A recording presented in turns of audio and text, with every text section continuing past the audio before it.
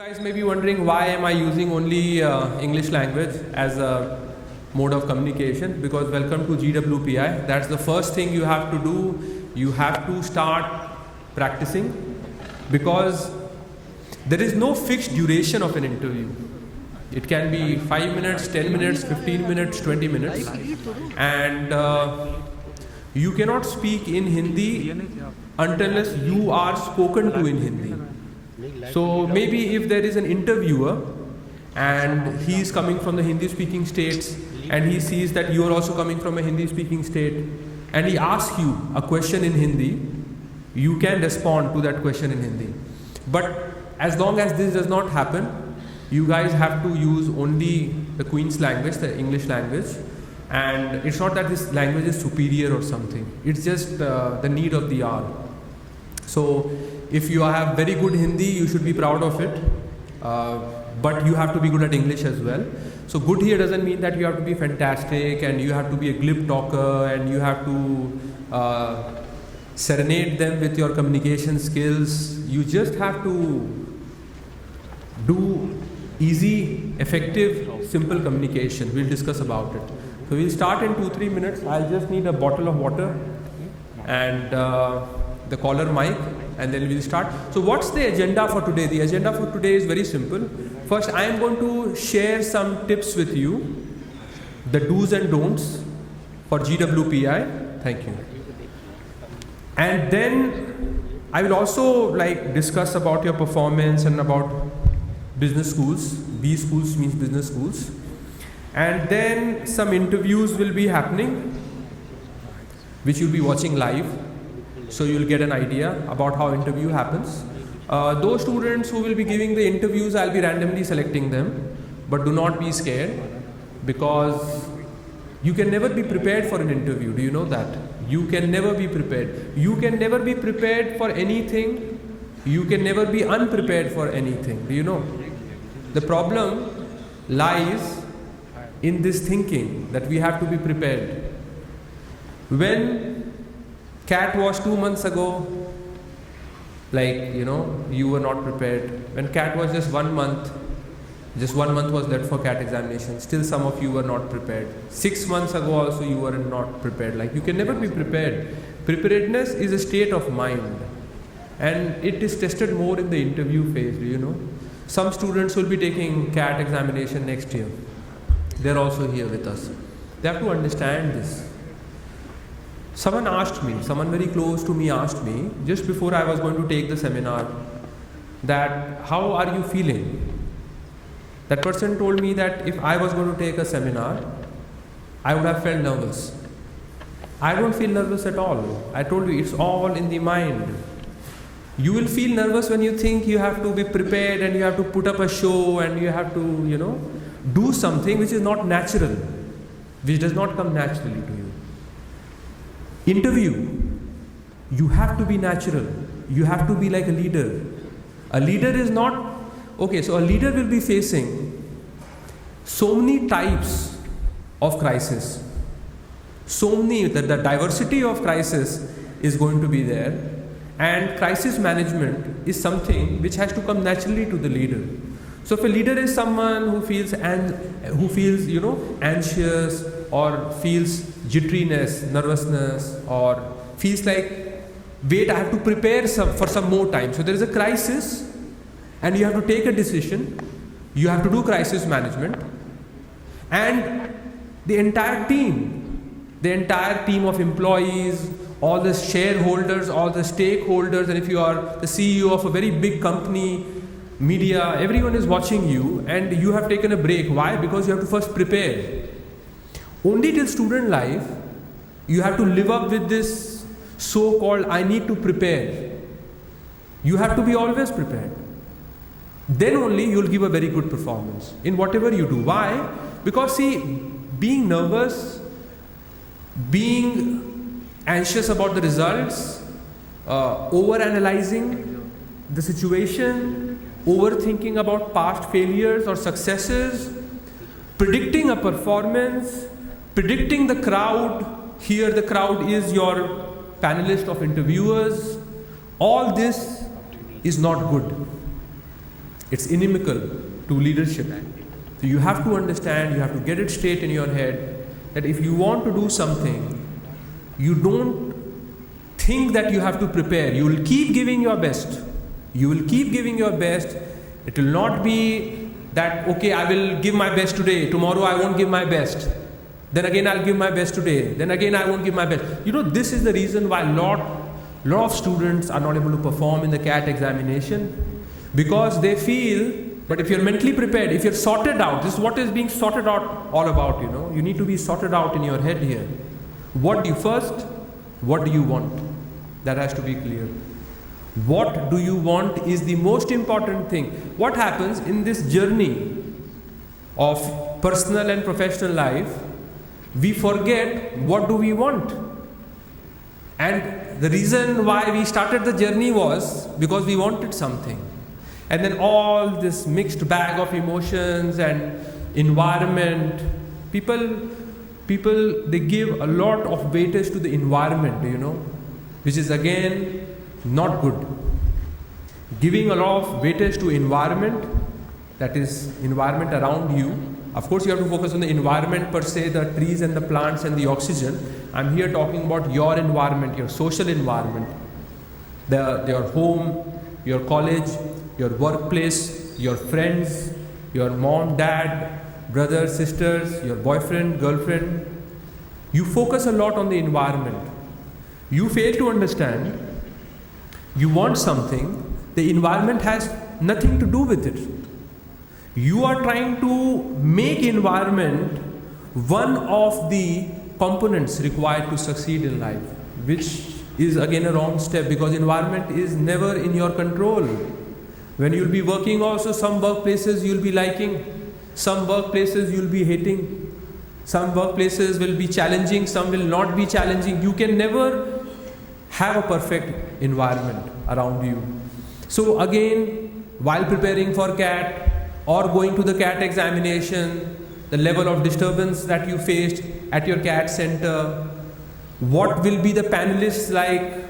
Some panelists will be communal, some will be secular, some will be democratic, some will be dictatorial, some are going to be happy faces, some are going to be sad faces, some will be lenient, some will be strict, some will look good, some won't look good. You can't control anything. There in the interview, you cannot control anything. It's an activity where, to an extent, your fate is not entirely upon your hands. You can give your best. So why the pressure? Why is there a pressure? Tell me. What the pressure is for? Either you want to break free and get what you want in life. You guys are a part of a very important generation. Wherever I go, so recently I went to Turkey and there was this very nice, guide in Cappadocia where people get all those air balloon shots repeatedly. So I was basically with some Americans and people of different nationalities. Everywhere I was going, people were telling me that India and China, they are going to rule and dominate in the next 10 years and they support India. So the Turkic people are supporting Indians, the Americans are supporting Indians, everyone is supporting Indians. So maybe gone are the times of white power and black power, it's the time of brown power. You cannot get that if you're scared. You cannot be scared. Understand this. My son is scared. That's the reason last weekend I was in Dubai, so there is this global village there. So there is this house of fear. He didn't want to go alone because house of fear will have ghosts running from all sides and scaring you. But he is a child. He has the right to be scared. You cannot be scared anymore. If you're scared, then you stay at home. Don't grow up. Remain a child. Eat your toffees. Get the fear out of your system. You'll say, sir, it's easier said than done. No, it's very easy. It's just a realization which you're not able to have. You have to, and how will this realization happen? Is by analyzing your behavior when you are scared. Is it improving your performance in any way? It's not going to improve because it's like a free flow of water. Fear is like a dam or a barricade. it's going to impede upon the flow. And the flow has to be there for your best performance to come in. It's like for interview also, you'll be preparing so much about your job, about yourself, about your city, about your goals, about your academics, about your general awareness. So much of information is in you. If you think it's like a school college exam where a question is given, a lot of time is given to you, you can recollect from your memory and you can write it. Interview is not such a process. With so much information inside you, you have to manage a free flow to get all the information right there in front of the panelists. Without effort, effortlessly, without any stammer, without a lot of thought. It's like someone is asking, tell me something about yourself. You are thinking. If someone is taking a lot of time to talk about oneself, that person is a history in interviews, because it should come naturally to that person. Or if someone is trying to articulate in such a way that it looks that has been mugged up and practiced multiple times, that again is not going to go well in the interview room. Why? Because what is there to prepare about it? Even though you have to prepare. But in interview, you cannot come across as a very prepared student. Prepared in the sense like a coaching institute is supporting you and your answers have been checked time and time again. And the performance is not natural. Interview is basically a look into the person. Interview. Now, how will they be able to look at you or look inside of you if you are having answers which are like mugged up, and they'll be able to make out, like you practice with your friends, with your brothers, sisters, mother, father at home. You will see if your answer you have mugged it up and you're trying to reiterate every word verbatim. They'll be able to tell you that no, this doesn't come across as natural. But natural doesn't mean casual. Do not mistake being natural to being casual. Interview is not a casual process, it's a very formal process. It's an extremely formal place. You have to be dressed up formally, you have to talk formally, you have to not be hyper emotional there. It's a very formal place, formal people, formal place, formal questions. The interviewer sometimes tries to play with you. And he will try to build a casual atmosphere in the room. That is just to trick you actually. You don't lose your formality. I recall in IIM-K one Professor D.P. Sinha was extremely fond of me. So he made me top in his subject as well, negotiations and conflict resolutions. So once he called me to his room and I took along a friend of mine, Aditya. Now he is in a very senior product management role with Google. So Professor D.P. Sinha, he was having scotch. He offered to me that, Ashish, why don't you drink with me? I said, no sir, sorry, thank you. Then he offered it to Aditya Vikram Jain, my friend. You know what he did? He took the bottle and he started drinking from it. He liked his alcohol, my friend. I hope he has left it. He did something wrong. I did the right thing. You don't be casual with them. It's a test basically. It's a test. So I recall Professor D.P. Sinha, he texted me over LinkedIn some time ago. But he's not texting Aditya Vikram Jain. Sometimes we get carried away. Do not get carried away in the interview room. You are there after a lot of fight. A fight among 2 lakh people. Most of these people are bright people. They are not your bank PO, SSC takers or TETs or any other, government job or TCS. They are there to make millions and billions.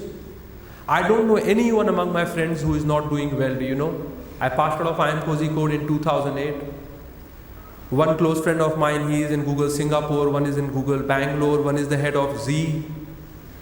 One friend of mine from Allahabad, Ananya Tripathi, just 2-3 weeks ago, she became the CEO of White Hat Junior. All my friends are doing well. If you go to any of the Blackies or FMS or XLRI, you will be doing very well in a decade's time. In 10 years down the line, you'll be CEOs, or you'll be running your own companies, earning crores, millions, billions.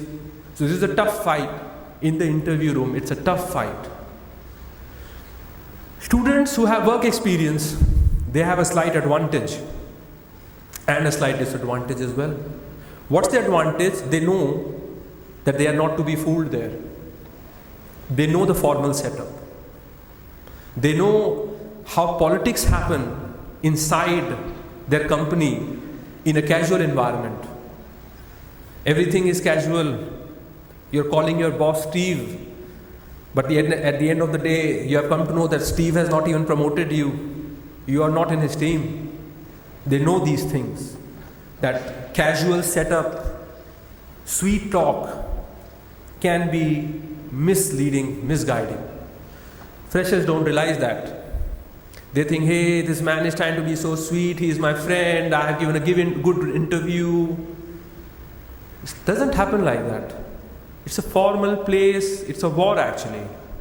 To give it a term, this examination, CAT examination, and the interview process, and inside a top business school, and during placements, and at workplace, and finally when you are out there in your own brand, with your own brand, in the marketplace, it's all a war actually. It's a war basically where literally you're not having shotguns, like songs of Post Malone and The Weeknd, but you're actually fighting it out. You want to kill them all, you want to rule them all, 7-nation army. So you have to get that in your mind, that the students are going to be damn competitive. I have seen competition here in the GWPI boot camps. We'll be having GWPI boot camps from first week of January. Every weekend, like yesterday, Aprajita ma'am, because she has done the executive management, executive MBA from IIM Lucknow. So she talked to the PGP chairperson of IIM Lucknow. He said, I'll come to take the boot camp in January. Then she talked to one of our professors of marketing. She also agreed that, okay, I'll be coming in the boot camp.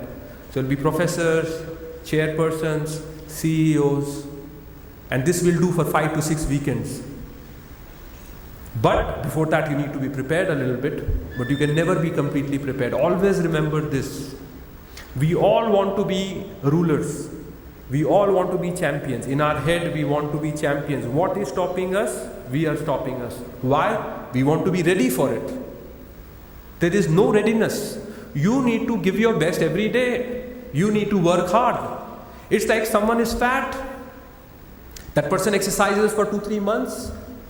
He's slim or she's slim. Again leaves exercise. Again starts eating. Is again fat. What was the point? Just to look good for 2 months, 3 months. You have to make it a part of your lifestyle. Similarly, doing something great, becoming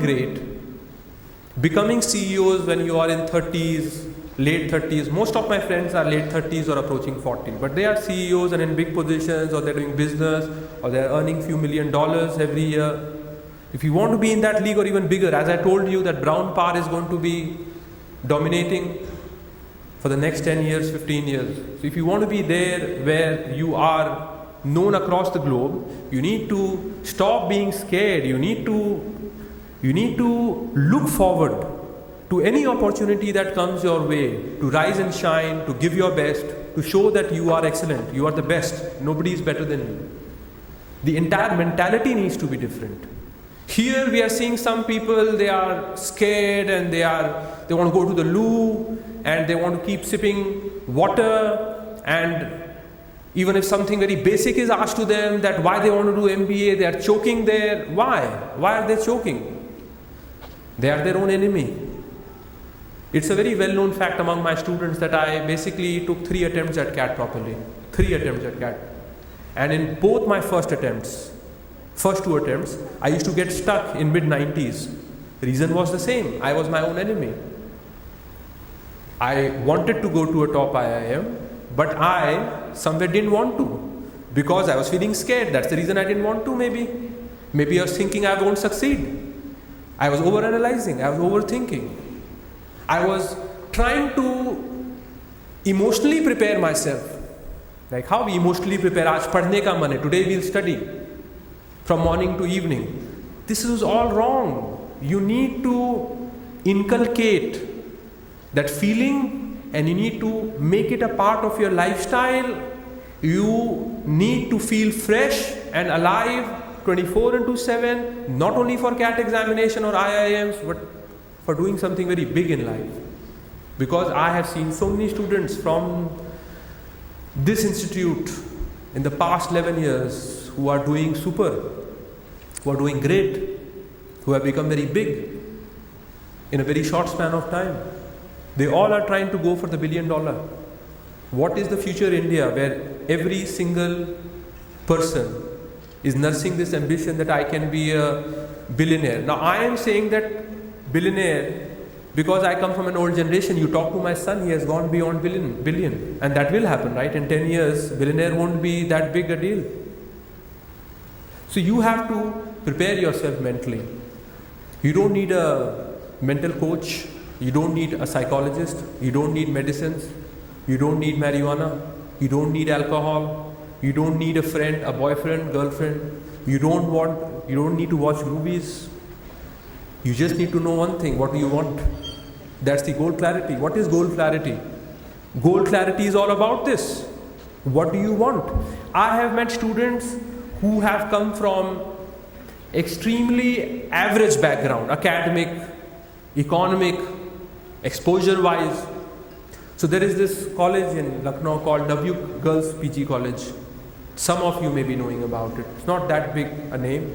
So there is one W Girls College, and a student of this college, Nandita, she was a student. She was having goal clarity. She said, I want to go to a top IIM, I want to earn few crores, I come from a lower middle class family, I want to set, because I'm the eldest sister, I want to set an example for my brothers, for my father, for my mother, for everyone that I can do it despite being from a Navyu PG. Now I know some of the students who are sitting here today are even from IIT Kanpur. But just imagine this girl, she's in a college which is an exact 180-degree opposite to IIT Kanpur in terms of entrepreneurship cell or incubation cell or all the support and help that you get or all the prestige that you get from your friends and folks back home because you're in a good college. She was having none of it. She cracked CAT in her first attempt, got selected in IIM Raipur. I got very happy. She came along with her dad. But she didn't get any gifts or sweets like people generally do. Her father, and she was clear. She said, I don't want IIM Raipur. I want to study again. I want IIM Lucknow. Because the father was emotional. He wanted IIM Lucknow. She wanted a blackie. But he said, I want her to go to an IIM Lucknow because she wants a blackie and I don't want her to leave Lucknow. I was skeptical, but she did it. She proved a point because it's her journey, not my journey. My journey is my journey. I wasn't sure, but she did it.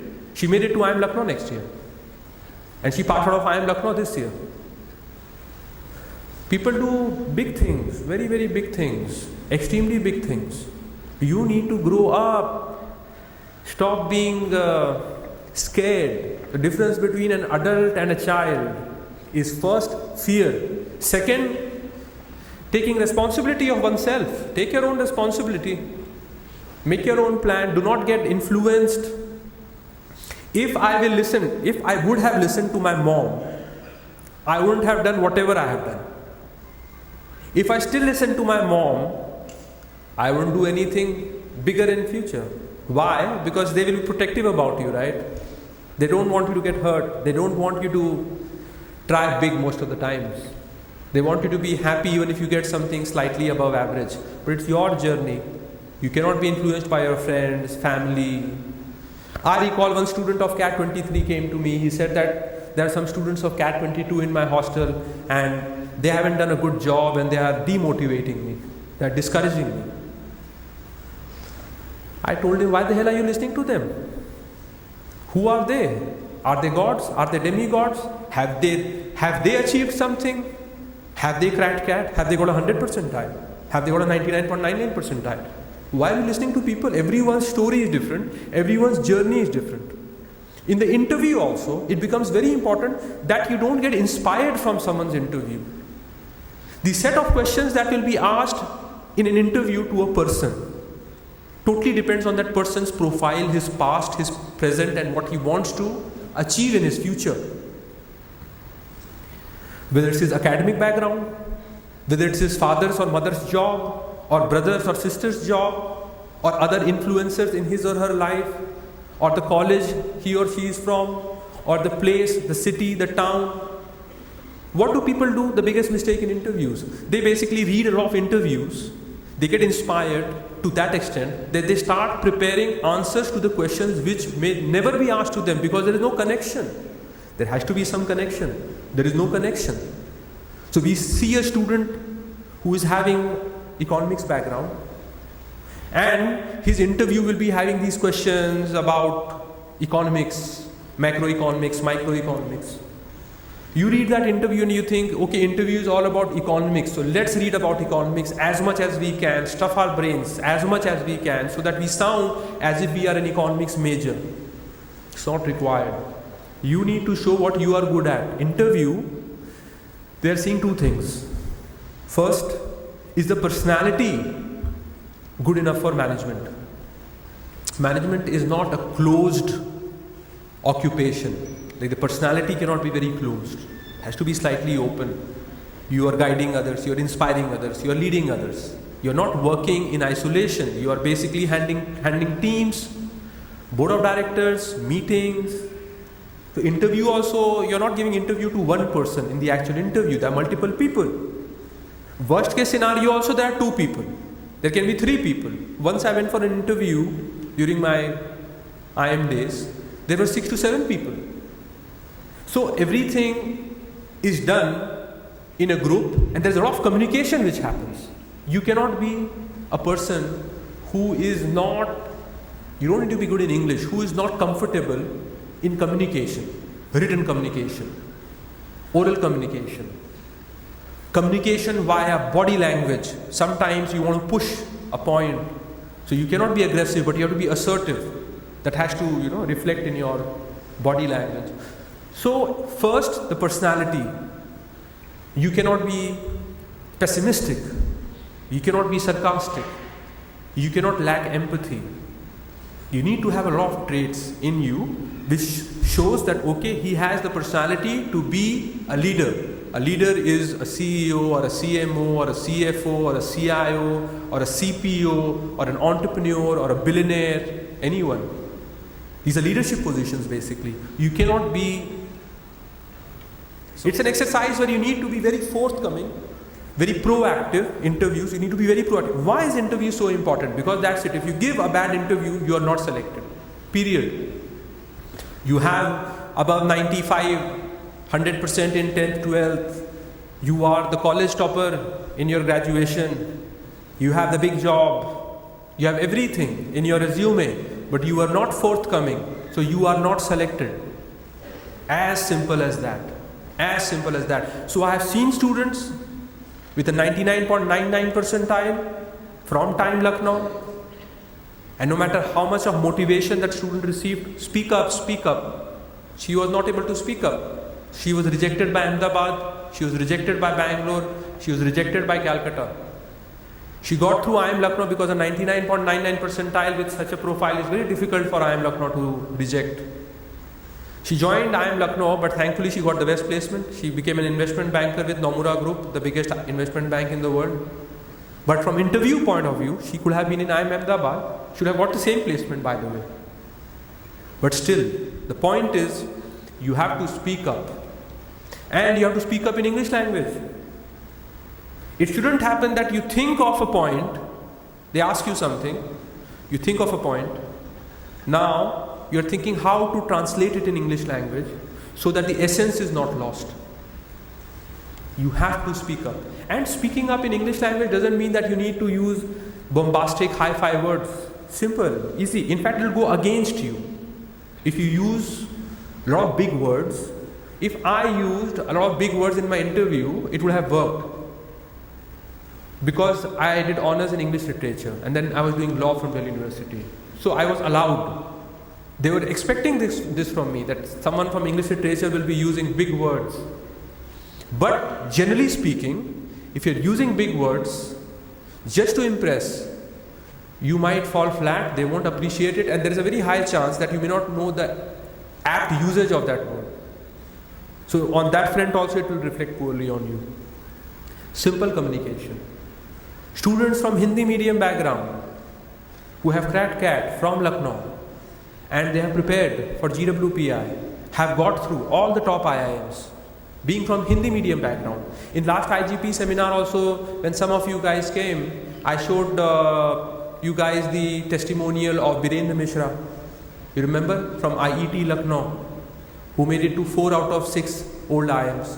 Hindi medium background, coming from farming background. He's a farmer, his father is a farmer, but he was able to communicate what he wanted to communicate. That's the end.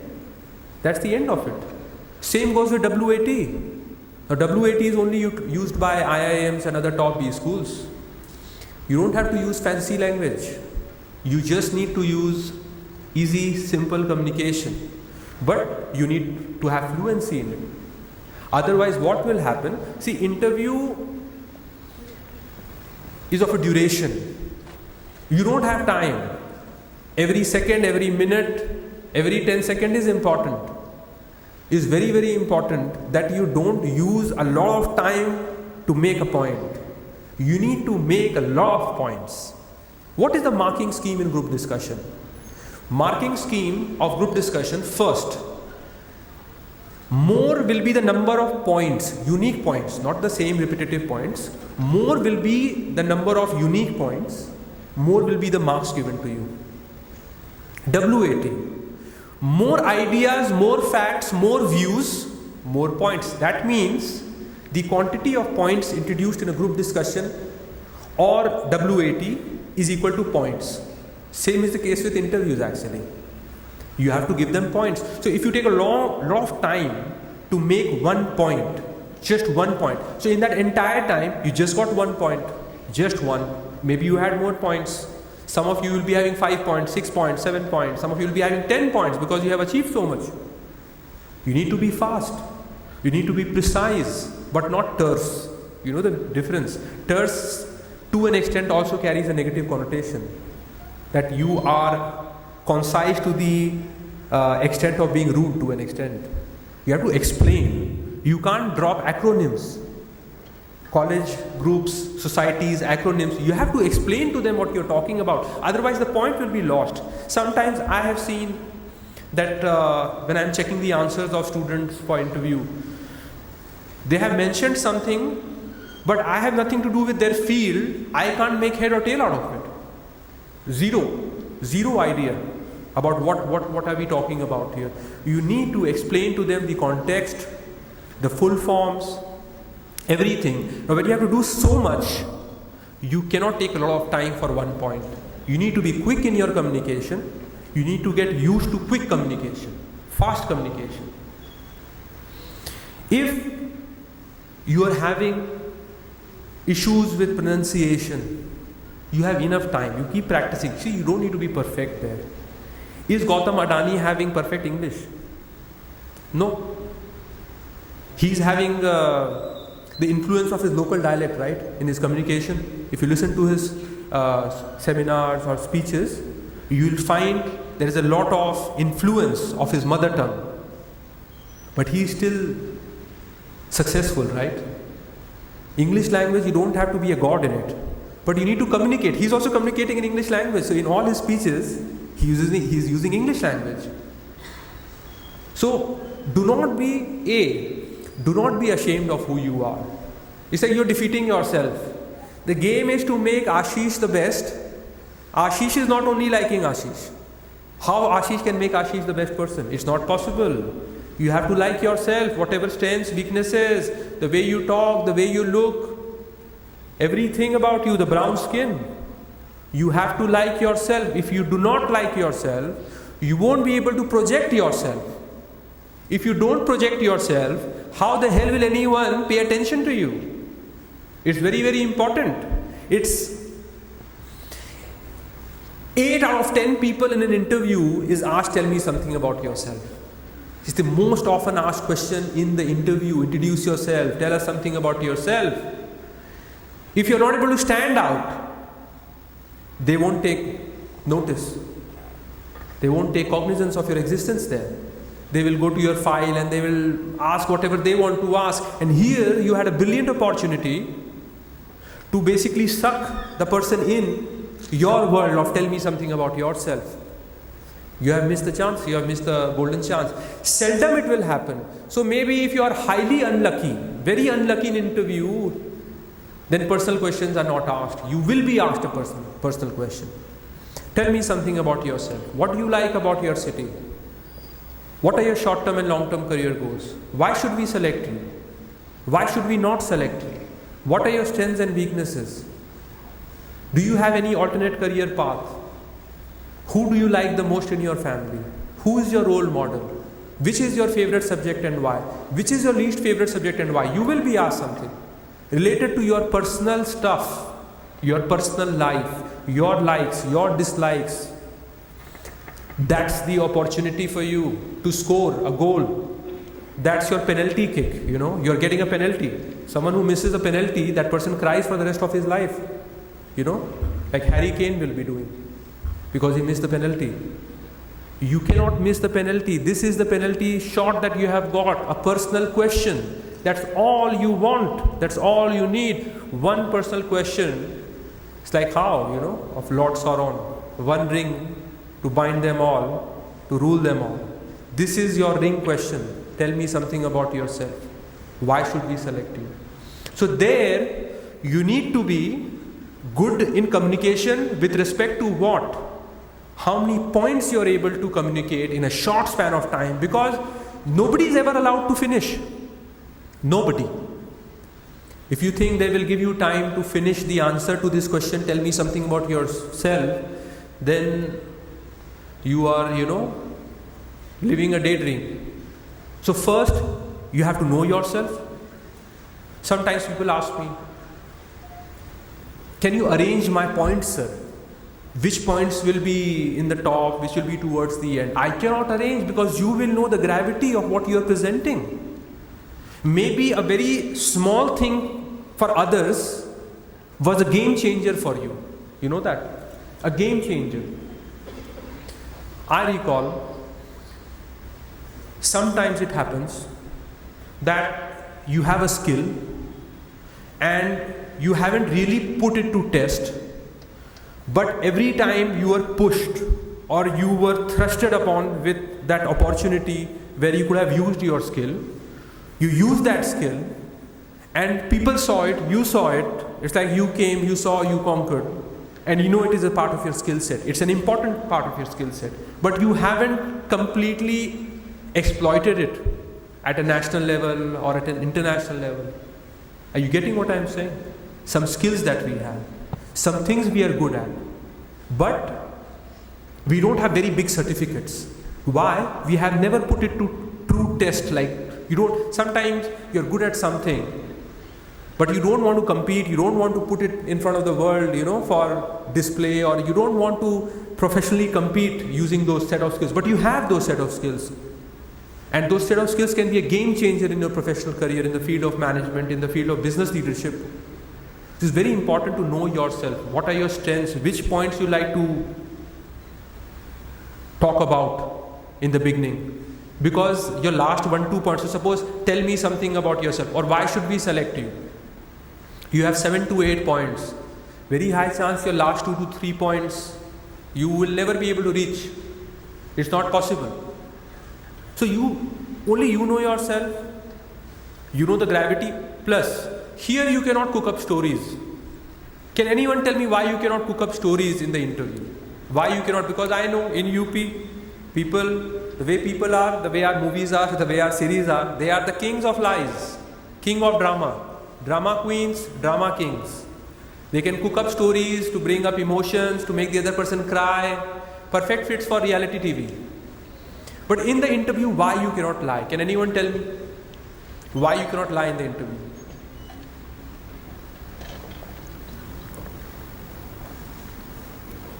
Sumit, if someone can help me with the caller mic. Why you cannot lie in the interview? Who will tell me? Are mics there? Can someone give him the mic? Where are the mics?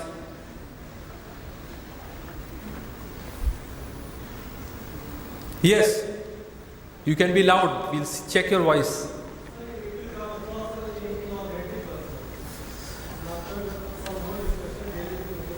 They will catch you. And what will they do once they catch you?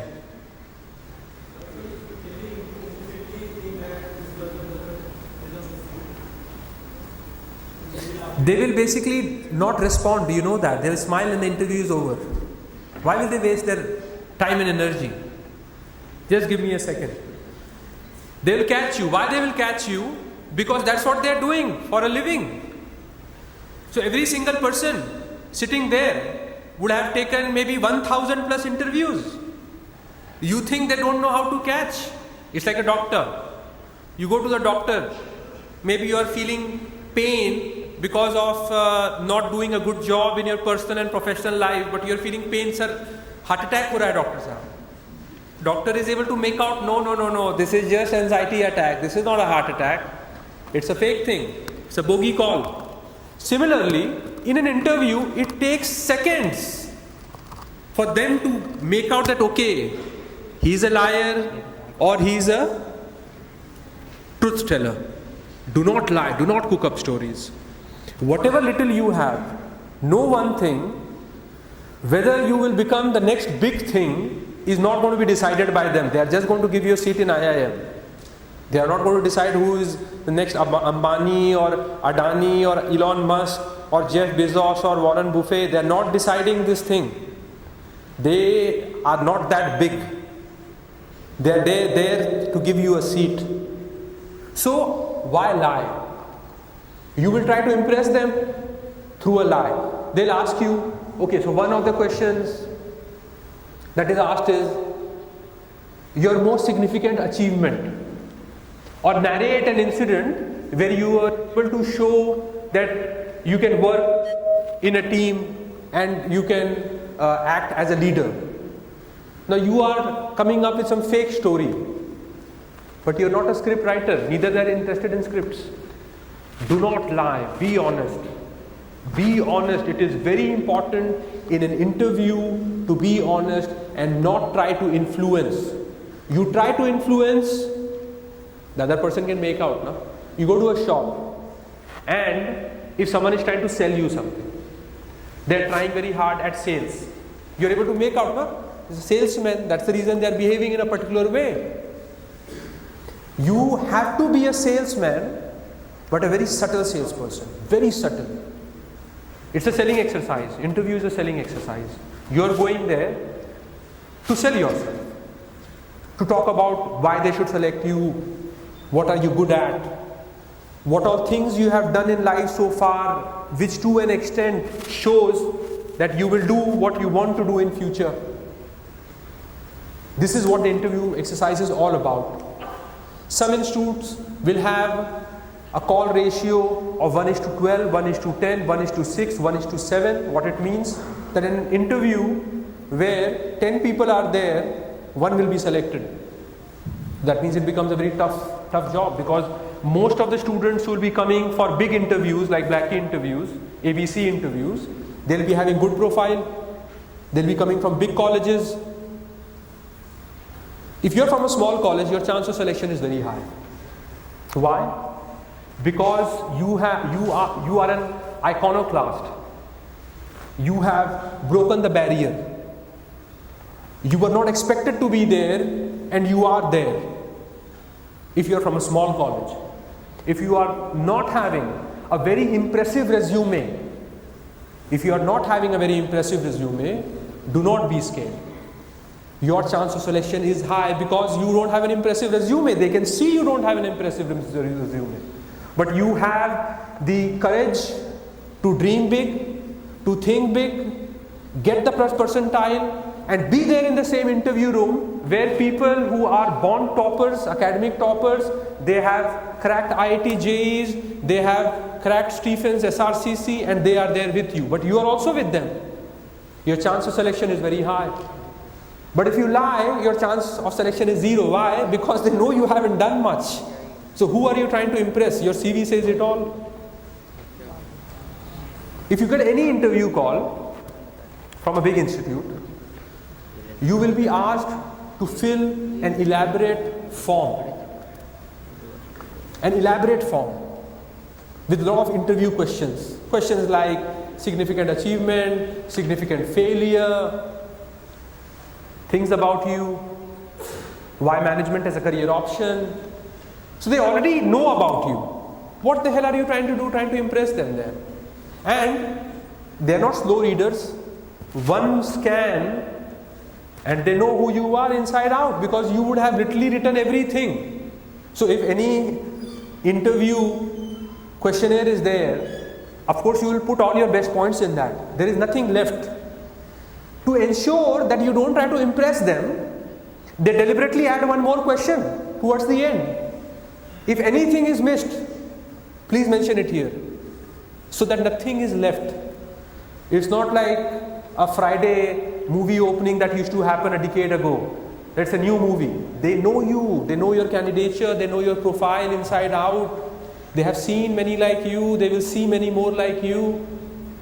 It's an exercise for them, which is a cold, calculated, mechanical, mundane exercise. It's not something which they are going to. You are going to feel like Rocky. No, you won't be feeling like Rocky. That's the problem. 1% of you will be feeling like Rocky and you'll be selected. Most of you will be feeling like the other guy will get beaten up. That's the problem. I talked about it. Preparedness has to be there. Mental preparedness. The goal clarity has to be there. So I don't want you guys to lie. Don't do that. Whoever you are, whatever you are, you may be thinking you are small, but maybe what do scouts do? You know, if you go abroad and you look at all these big games which are there, say in US, you look at National Football League where they literally try to kill each other, you know, or baseball. So there are these scouts who will be looking at kids who will be in school, who they will be predicting like, okay, he is going to do or she is going to do something big. Now these kids, when they are in school, they are not playing in the Premier League. They are in school. So their resume is not that impressive, but they are able to see the spark. Let the professor see the spark in you. Don't cook up a story. You'll embarrass yourself, you'll humiliate yourself. You'll soon realize the more you'll be lying as you grow up, the more you're going to humiliate yourself.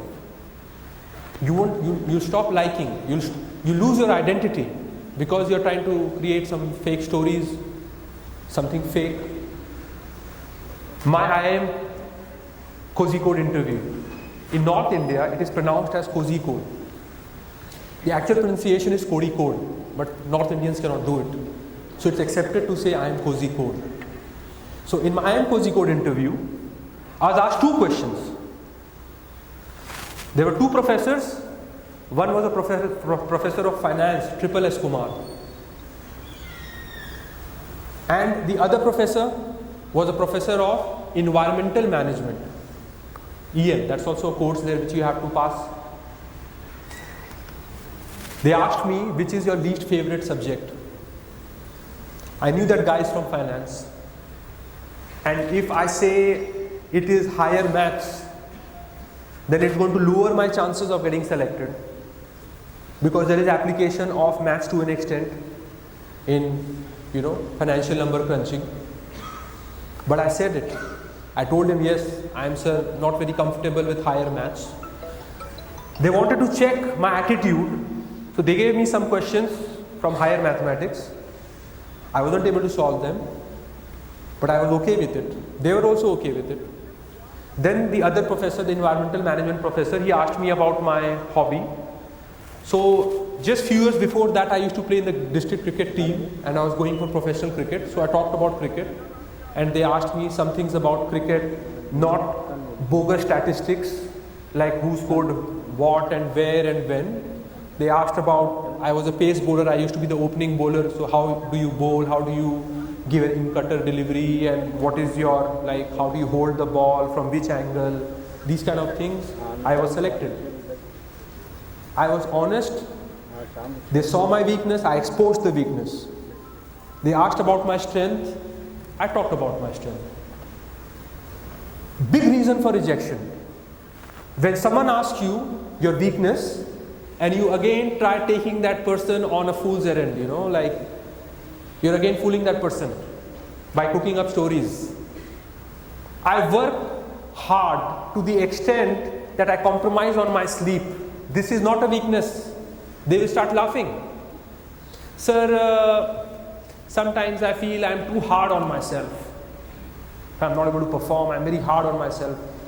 Don't try to come across as Ben-Hur, you know, a glorious character in front of them. Don't do that. Come across as a human being, as a natural person. When they ask you about your weakness, do not try to be false, fake, do not try to impress. Be honest about your weakness.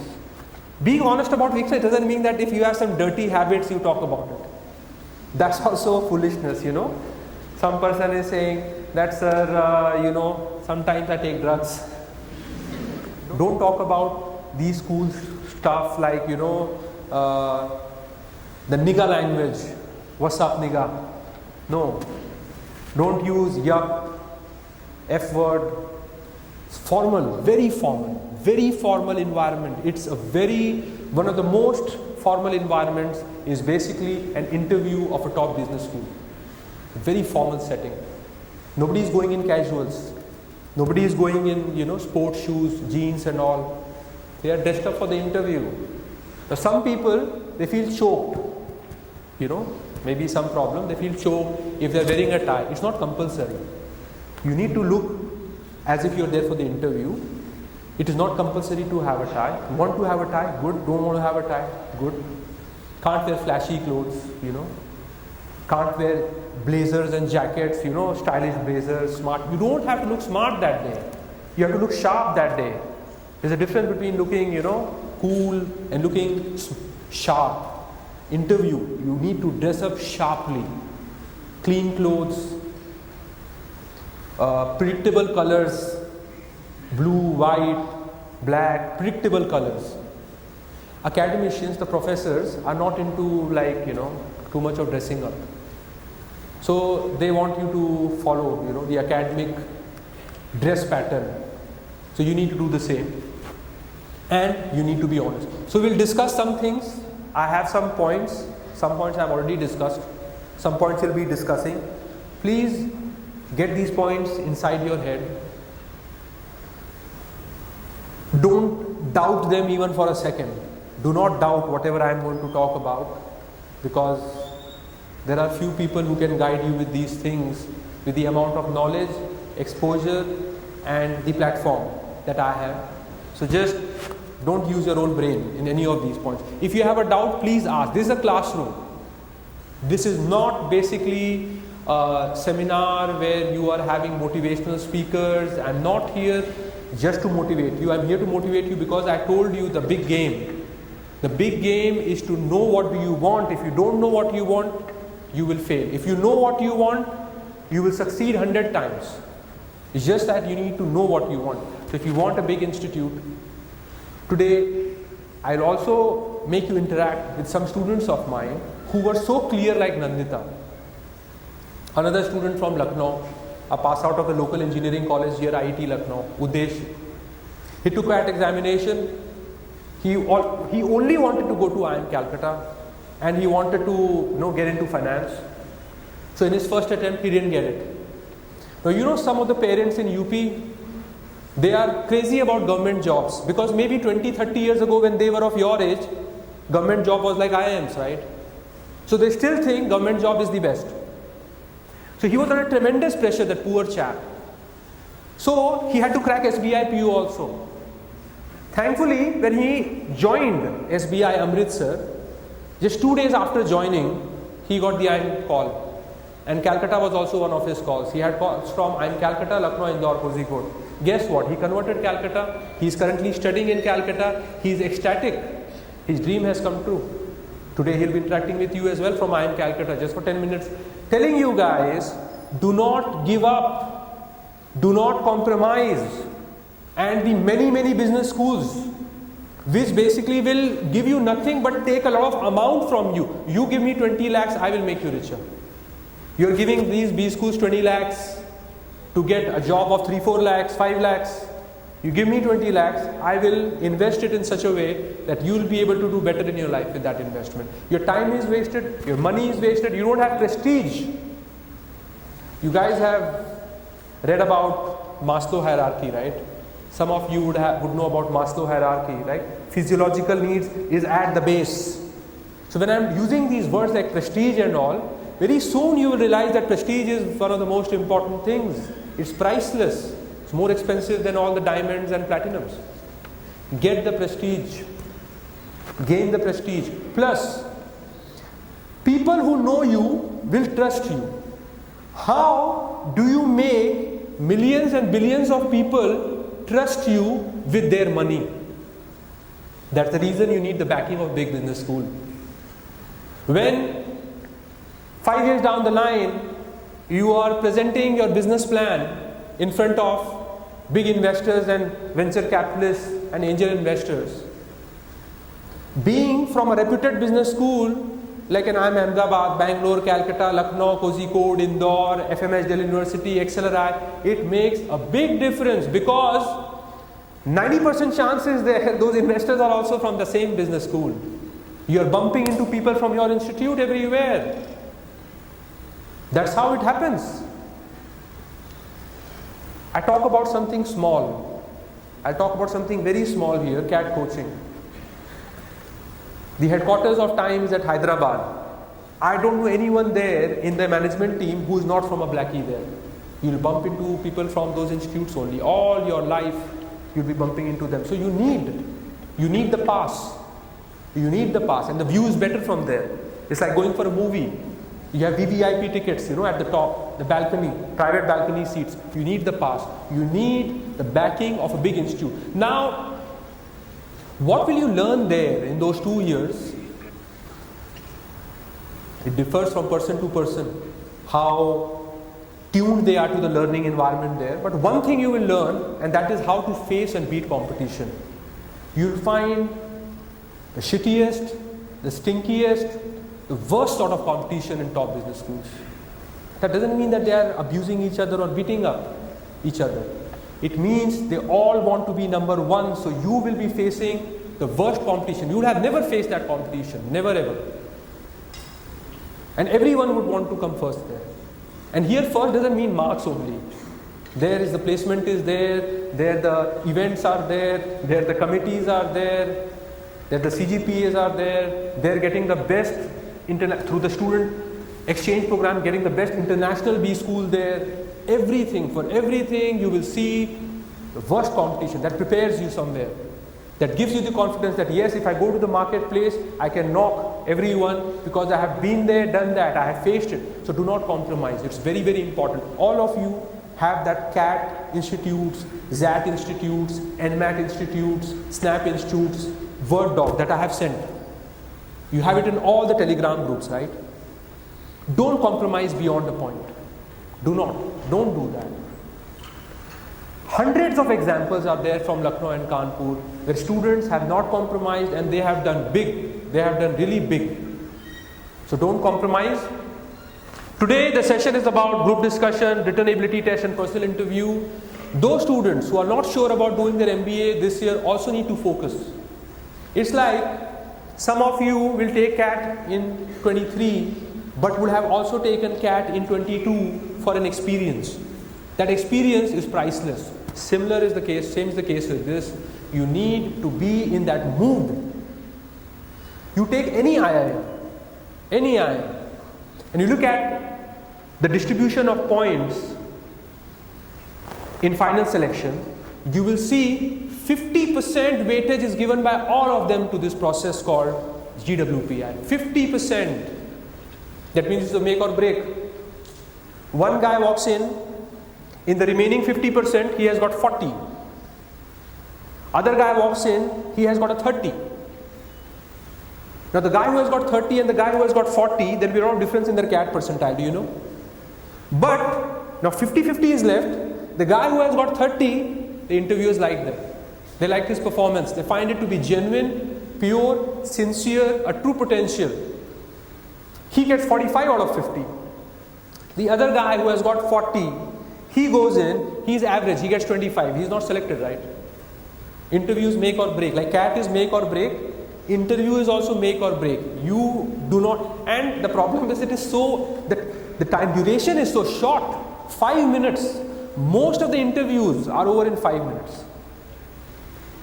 The students call me, said, sir पता ही नहीं चला interview में क्या हो गया, बस वो 1-2 सवाल पूछे, 5 मिनट इंटरव्यू खत्म हो गया, इट्स ओवर. ऑल दैट पढ़ाई, the goal setting and the dreams of 1 year decided in flat 5 minutes. It's just over. You know, anything big in life, the big moments in life, they're actually of very short duration.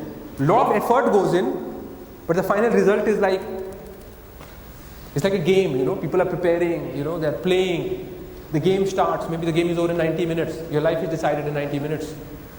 Here interview is not even 90 minutes, in 90 minutes you will have time to, even if you're failing, recover. Recovery time is not there. In interview, the recovery time is not there. You need to be on your toes, literally on your toes. Which is considered to be the best sort of interviews. An interview where your presence of mind is tested. They give you a case, they give you some situation, they give you a puzzle, they give you a problem, or they give you a topic, like an extempore. That's considered to be the best sort of interview. Now it's a make or break. It's actually a make or break for anyone who is given a situational test. Because if he is able to perform even 60%, he or she is selected for sure, because presence of mind is golden. So you need to be literally on your toes. You can be on your toes only if you are not going with a prepared set of mind. Do not go prepared. It's like how, if you're expecting a paper in CAT, expecting a type of paper like these questions will come, or I have prepared this topic, so I'm expecting questions from these topics of a particular level. It's a wrong strategy. The CAT examination, same. You have to take a lot of IIM-Cats, you have to do a lot of analysis, you have to study a lot, prepare a lot. But when you are going for any test, any mock or the actual CAT paper, you need to be empty here. You don't need to carry any luggage. No expectations. No expectations.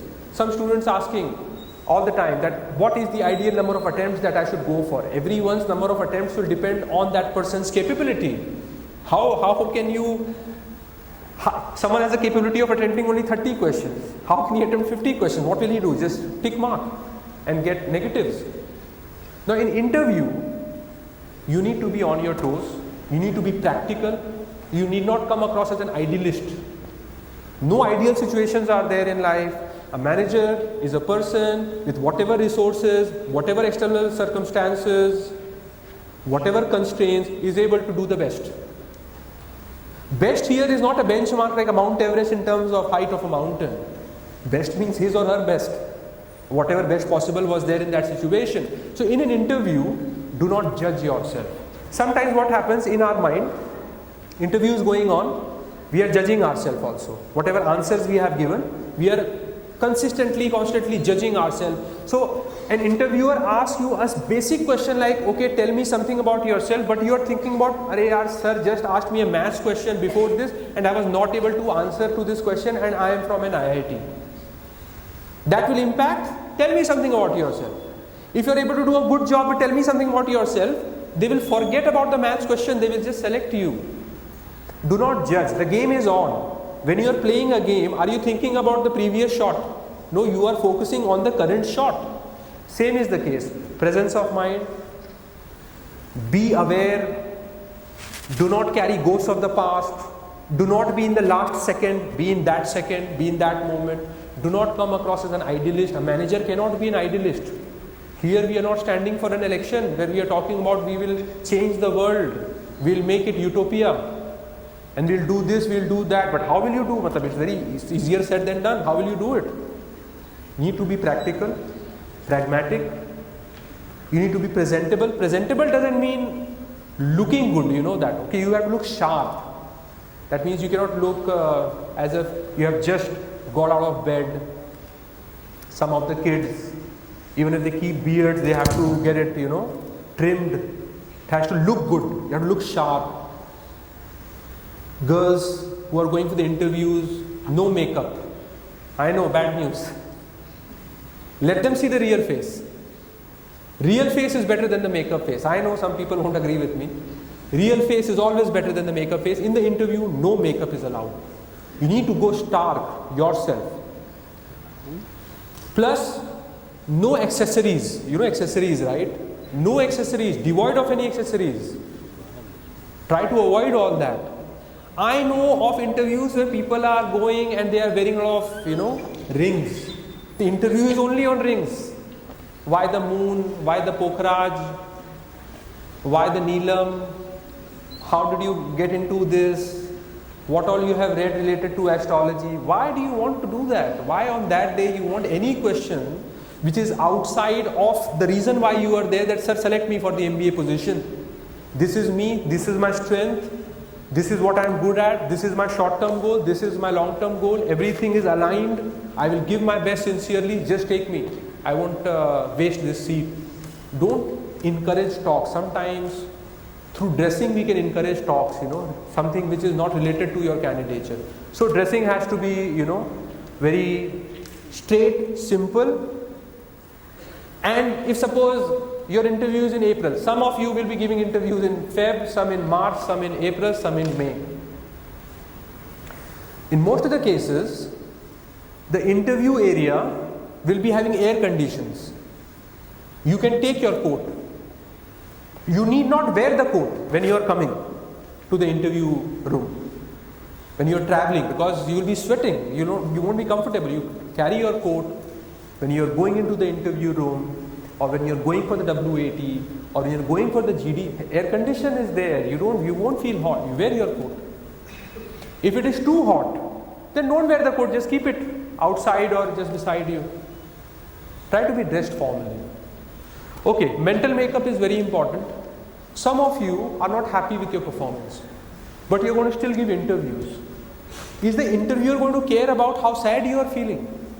The mental makeup, what do I mean by mental makeup? You need to give your best. Suppose some guy is there.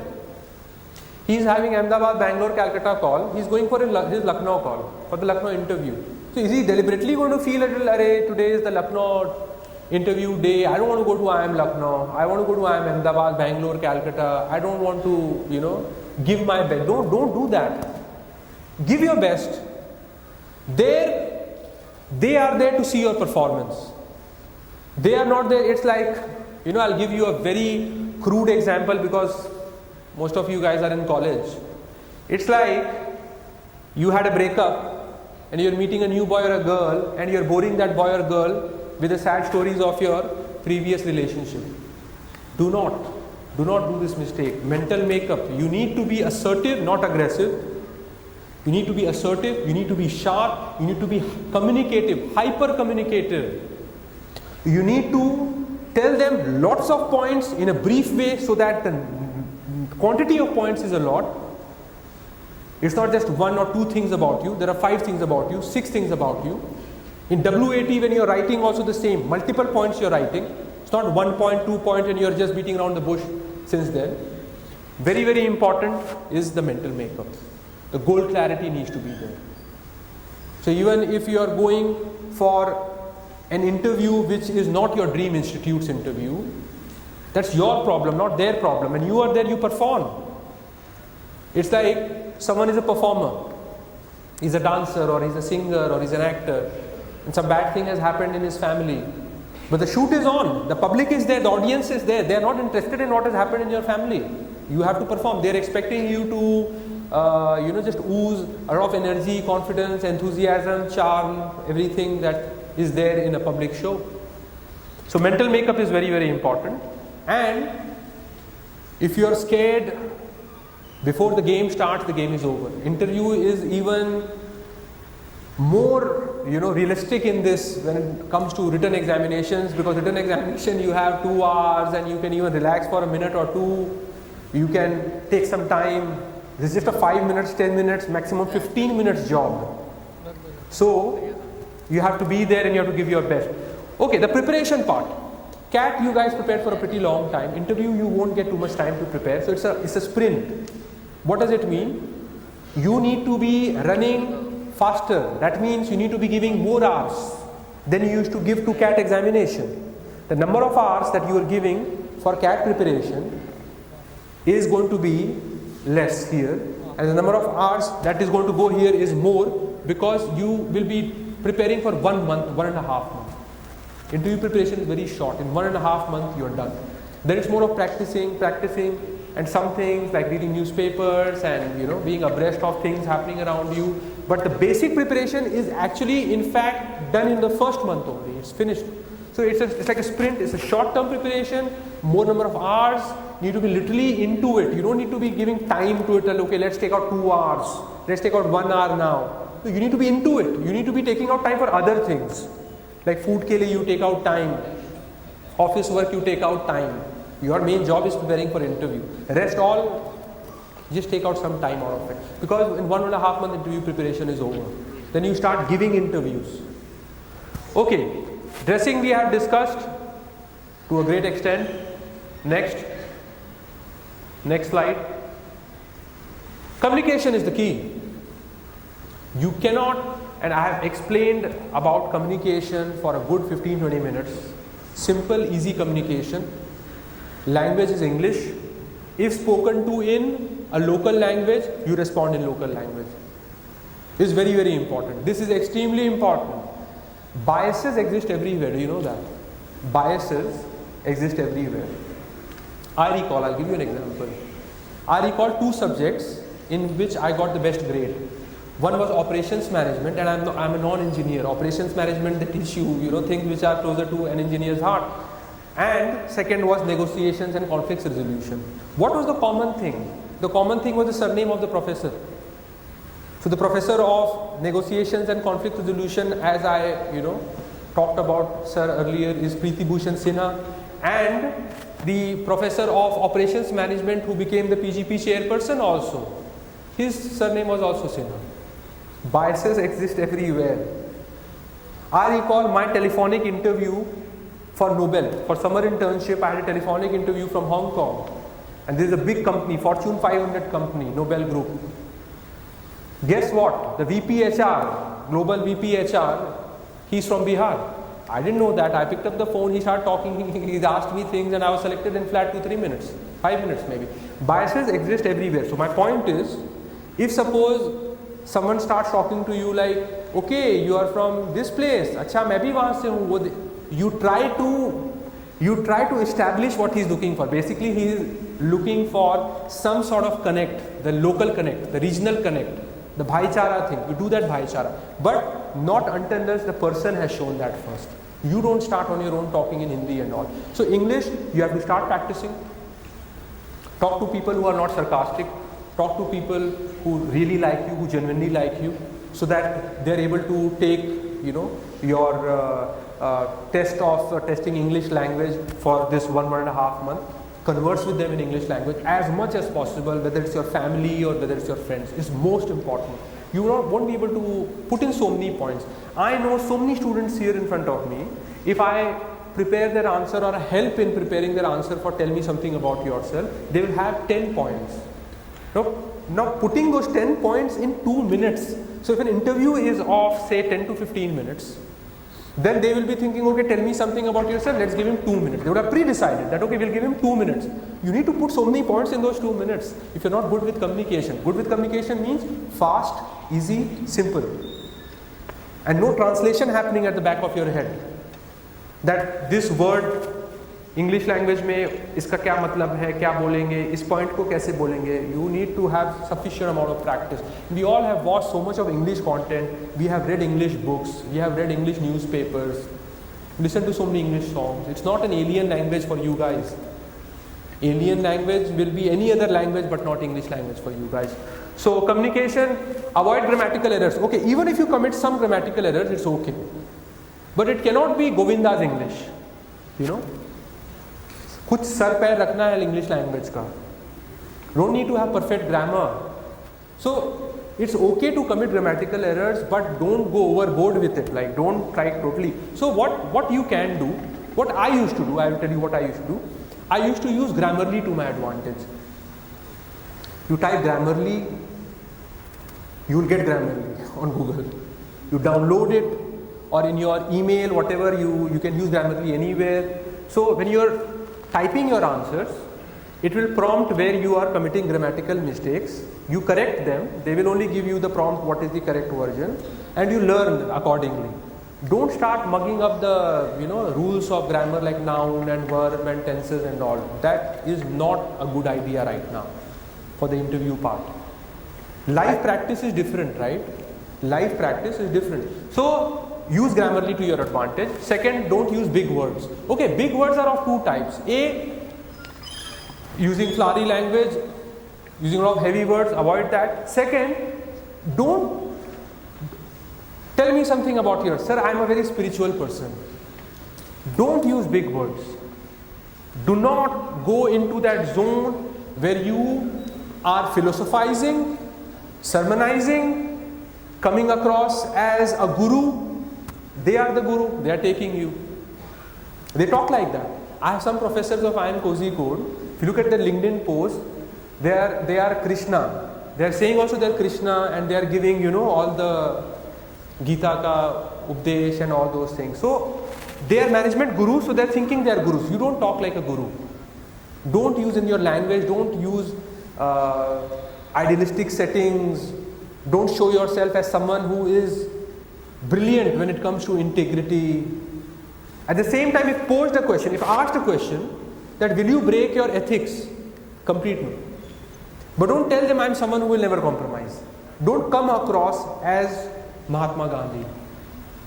Do not. Do not come across as Mahatma Gandhi. That will be a big mistake. Why? They will think you are lying. They know kids, na? Like I know my kids. They lie a lot. It's very difficult. What is the truth? Nobody can make out when you talk to children. Similarly, they are looking at you. Don't do that mistake. Like the weakness part, don't tell them, sir, my weakness is I work hard and I am too selfless, and even though it is my chance to rise and shine, I will always take a pause and see who is in the room who has not been given a chance. I'll give that chance to that boy. I am having leadership traits in, I am a leader. Do not say these things. In your answers, do not mention the word leader. Stay away from mentioning these kind of lofty things. They will think you are just trying to impress them. Do not try to impress them with philosophy. Impress them with your facts. You will be having facts, right? Your life will be filled with facts, incidents, events, achievements, failures. Talk about the skeleton. Remove the, layerings. Be stark in your interview. Be real. Try understanding. This is less of a Tinder interview and more of a college viva. So don't go in that zone where you're talking about yourself. What I like, what I dislike, as if you're trying to make a friend here. It's a stark setting, it's a formal setting. They don't have time. They don't want to give anyone more than 5-10 minutes. Do you know that? Because there are so many students to interview. 5 to 10 minutes, come, do your job, state your purpose. That's why they call it SOP, statement of purpose. Statement of purpose is very important. What is statement of purpose? Can anyone, this will help me in taking a water break. Can anyone tell me, what is statement of purpose? Speak up.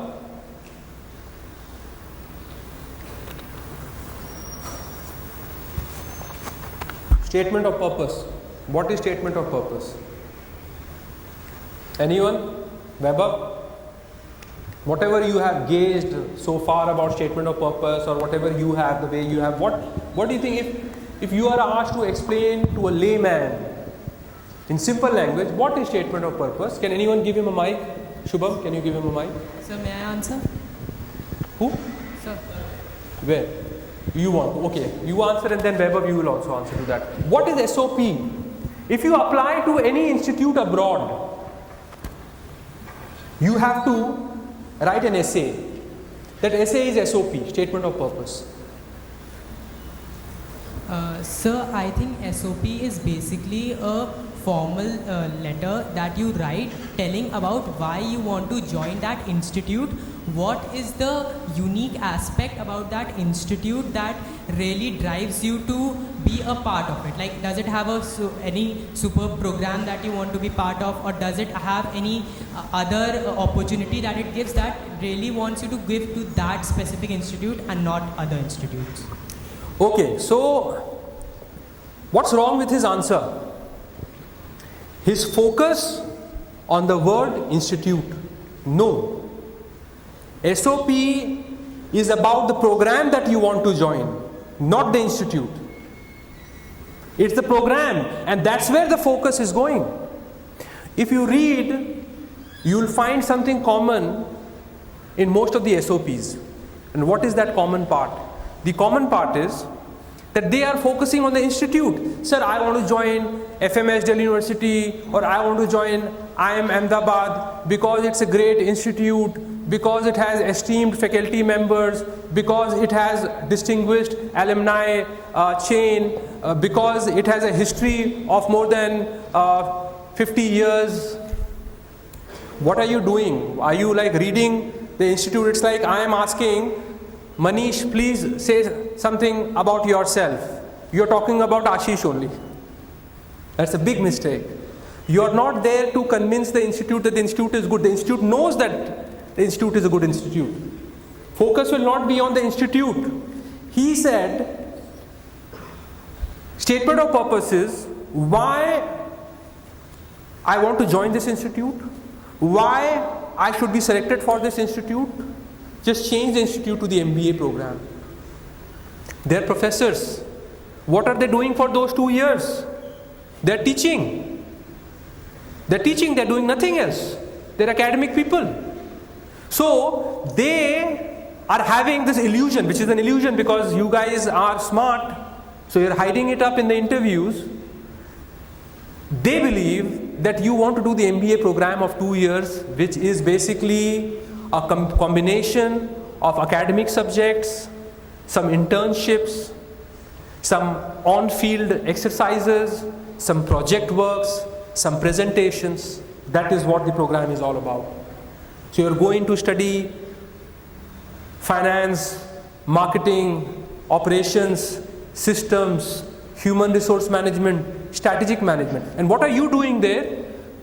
You are going and telling them that, sir, the institute is very good and just give me a chance. How we behave in front of our parents or our boyfriend or girlfriend sometimes. Just please, this is the last time. Give us one chance. We will not let you down. But this is not a movie going on. They are looking at academic connect. The student needs to have an academic connect. It is very, very important to have an academic connect, and most of you will be having some academic connect. If you go to the website of any institute and look at the course curriculum, you will find, if you are from economics background, maths background, English background, BBA background, BCom background, engineering background, you will find subjects which are directly related to what you have been taught. Find those subjects, establish an academic connect. Establish a connect with the functions which are there. So, it cannot happen that one fine day you are realizing that, sir, I have an interest in marketing management. What did you do for those 3 or 4 years in college? You are telling them that, sir, I am interested in digital marketing, and because I am coming from a BTech background with bachelor's in computer science, I'll be the right fit. Why didn't you do some good course in digital marketing? What was stopping you? In today's world, information is available, training is available, platform is available. You cannot wait. If you are waiting, that means it's not an honest answer. You have just come up with that answer, maybe to get selected. The academic connect has to happen. So many engineers, they join premier B schools. Most of them, the moment they join the B school, they start pursuing American CFA or some other financial course. What were they waiting for? What stopped them to not start it earlier? Why they have to wait to get into a top IIM or an XLRI to start their journey towards learning financial management? What was stopping them?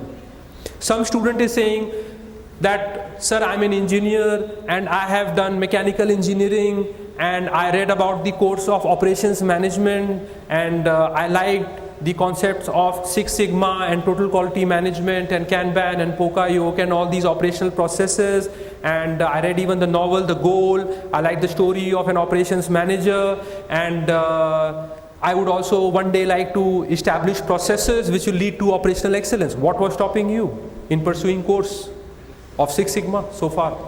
What was stopping you from learning those things? Because they're available in the market and they are being taught by the companies, by the best institutes, by the best brains.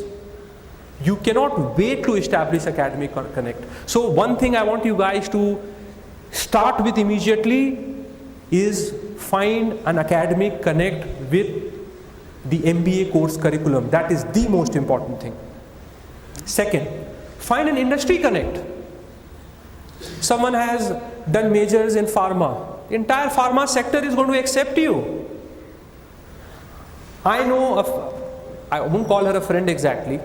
So one of my batchmate, she's a doctor and then she did MBA and then she joined a consulting firm. In that consulting, she's handling consulting for pharma companies. So the industry connect is very, very important, because at the end of the day, you will be working for an industry or for few industries. So academic connect, industry connect, especially those who are working, don't ditch your work experience. Some people, I know they're not liking their workplace. Who all? Tell me. Anyone who would like to be bold, raise their hand, his or her hand, that they don't like their work experience or workplace and they want to shift. That's the reason MBA. They want to shift. Anyone who wants a shift? How is it possible? Tell me, if you ask this question in the interview, they'll say, why you want to leave the job then? Do MBA after some time. Do executive MBA. Or maybe if you're working for a good company, they will sponsor your MBA after a particular time. You'll see most of the students in Harvard, Stanford, Wharton, almost 98-99% of them are sponsored. They go back to the companies they were working in. So many of you will not be comfortable or will not be happy with what they are doing right now. So whether at workplace or your college subject, so many students tell me that they want just a departure from engineering. That's the reason they want to go for management. These are wrong answers. You cannot criticize your past. You cannot criticize your present. You have to first establish what you have done so far with whatever you have got. So if a student has studied 4 years of electrical, he has to talk, the electrical part has to be a very important part of his answers. Very important. If someone has done BCom, the commerce part has to come to the fore. If someone, Gurpreet, what is your major? Geology. So he has to talk about it. He cannot say, sir, I want to do MBA because I don't want to be in geology. He cannot do that. This boy has got such a good score, 120 score in slot 1. We are hoping for a 99.99 percentile if things go well, because his is slot 1. Now he has worked hard because he was my student last year as well. And he tried again. See, there are so many stories. I talked about Nandita, Udesh Kankane, this boy, first attempt CAT, he wanted to go to a top IIM. Didn't happen. Tried again. This time again, fingers crossed. Non-BTech, it's a BSc. Okay, he's from IIT Kanpur. So now if he has prepared so hard that he has not given up his dream after failing, we would not call it a failure, by the way. In his first attempt also he got a 99.2 or something like that. But that's not sufficient for some students, especially GEMs, to get into an ABC. GEM is a general category engineer male. So he took the examination again. Now he goes to the interview and he's at a loss. Why? He's not understanding why my MBA. That's the biggest question mark, right? Why MBA after geology? But you can relate to it, because management is not about a field or a sector or a particular function. It's all pervasive. It encompasses every industry, every field. To an extent, if you want to make a lofty statement, management is a lifestyle actually. Lifestyle, a professional lifestyle.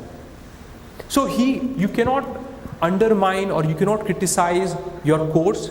You need to utilize, you need to work hard, look at the dots, industry dots, academic connect dots with subjects. You need to establish some connection. You can't, if they ask you why MBA, you can't tell them, sir, I want to do MBA because I want to do MBA, because the institute is good, because I am a leader. Anyways, no usage of these words like leader, spiritual, big. Present yourself the way you are, but in a formal and presentable manner, which is expected of you during the interview. It is very, very important. Now we have come to, what about the slides which were before these slides? So we have talked about academic, industry and skill set. Okay, one last connect which is very important. Skill set. You Google management skills. Plethora of skills will come up. So you can be a team player, being proactive, risk taker, an effective and fast decision maker, empathy. Hundreds of skills are there related to management. I bet you have some of those skills. Sometimes you may not be able to acknowledge those skills to yourself because you don't have big certificates, because you have never been given a big platform, but those skills are there in you. You will know about it. If you observe your life so far, you will have those skills. And most of the time, the easiest way to identify those skills is that if they come out effortlessly, whether you require a lot of preparation or whether it comes out effortlessly. What's the meaning of the term aptitude? We all are, taking aptitude tests. What is aptitude? Aptitude is ease in learning and understanding. Ease in learning and understanding. So your skills cannot be something which is fake, where you have studied it and you just want to cram it by showing knowledge. Can't do that. You can't do that at all. In an interview, what happens? What can happen? You go inside an interview with this invisible cloak of preparedness, like Harry Potter wears it. You go to the interview with this invisible cloak of preparedness. You go inside, what happens? Suddenly, either due to anxiety or due to some difficult, uncomfortable questions posed to you right at the beginning of the interview, you lose that invisibility cloak. You are there naked, you are not prepared. That's the reason I told you, you can never be prepared for an interview. And you can never be unprepared for an interview. You're already prepared. You have to learn how to present it in a formal setting, in a formal tone. And you have to give a lot of mock interviews so that you know which are the areas in which you need to improve. Okay, so we have discussed about these. The precise answers also we have discussed about. The answers need not be verbose. Avoid any sort of verbosity in your answer. You have to be precise. Just the more points, the more marks. That's how the marking scheme is for WAT, for GD, for interview. So you have to be assertive. You don't have to be aggressive. You don't have to point. Sometimes an interviewer can play with you. Like today, Manish sir is here with us. Thanks to him, he has left a very important event and he took a 12 o'clock flight yesterday night from Pune and he arrived at 2:30. He reached my place at 3:30 and again today he'll be flying back to his so-called hometown Mumbai. So one thing I can tell about him, he can be sarcastic and he can smile in a way, he can, so what he can do is you come into the interview room all pumped up, all prepared. You have thoroughly revised your answers 100 times, you have given 15-20 interviews, and with some amount of sarcasm and smile, maybe he will make you feel uncomfortable. That means your confidence can be hit if it is not genuine confidence. Genuine confidence can never be rocked. if your confidence is on the basis of some answers that you have mugged up or some sort of preparation that you have done, that means it is a conditioned confidence, it's a fabricated confidence. You need to be genuinely confident. And you need to be honest. Because if he asks you some questions related to you, you will never ever be in a position where you will be searching for an answer. Those answers will come effortlessly, fluently, because it's related to you. So that's the reason when you are presenting your candidature, whether verbally or in the interview questionnaire which will be sent to you by the IIMs, you need to be presenting an honest picture of yourself, and on those honest points, parameters which you want to showcase in the interview, you need to be thoroughly prepared with those and not with fabricated points. You need to have proof of everything. You need to have proof of everything. Why? Because who will believe you? So I was mentioning right at the beginning of this session that my kids, Anahita and Nachiket, they are big time liars. What do you say, Nachiket? They will do some badmashi and they will lie. They lie every day. Lying is a part of their life. But they are kids. Now for a professor, you are kids. Most of the professors, like I told you that the IIM Lucknow PGP chairperson, he came to get his daughter admitted at time Mahanagar. So he will also be 50, 60. So there is a very high chance that the people who will be interviewing you will be above 50. At least. They can be above 60 also. So they're looking at liars. For them, you are liars. They want proof. Sometimes, I know you will be smart, you will be having proofs, but you will not be having the point. That means you would have written something to boast about yourself, and you would have used your connections to get the certificates. But once they really test those points, you will be caught unaware, because they will not go on the facts, they will go on the psyche, the softer part. Mom and dads, they all love us, don't they? So when I went for my interview, my mom wanted to help me. At that time, she was, working for the National Literacy Mission and the Polio Plus program. So I got the certificate as well. I went for the IIM Indore interview. I was loaded with facts. When did the National Literacy Mission start? Who started? What's the agenda of the program? What is the job of a block coordinator? What? The interviewer didn't ask me anything related to this. They start talking about experiences. The subjective part, not the objective part. Now my mom would have been able to talk about it. That what was her experience going to the rural towns and villages, and some examples, and what is the real challenges at the grassroots level, not what we can find on Google. I was not able to discuss. I was caught.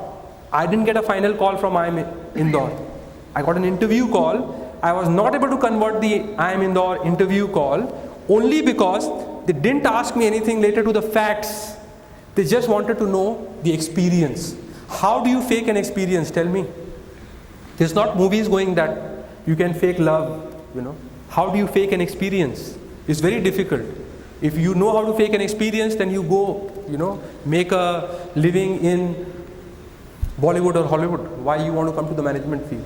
You cannot feign an experience. That's the reason you need to be very, very honest. Presence of mind will be tested. Maybe someone is coming from a maths background, someone is not coming from a maths background, but they're given a Sudoku puzzle. Maybe you have never solved a Sudoku puzzle, but don't tell them, sir, I don't know how to solve a Sudoku puzzle.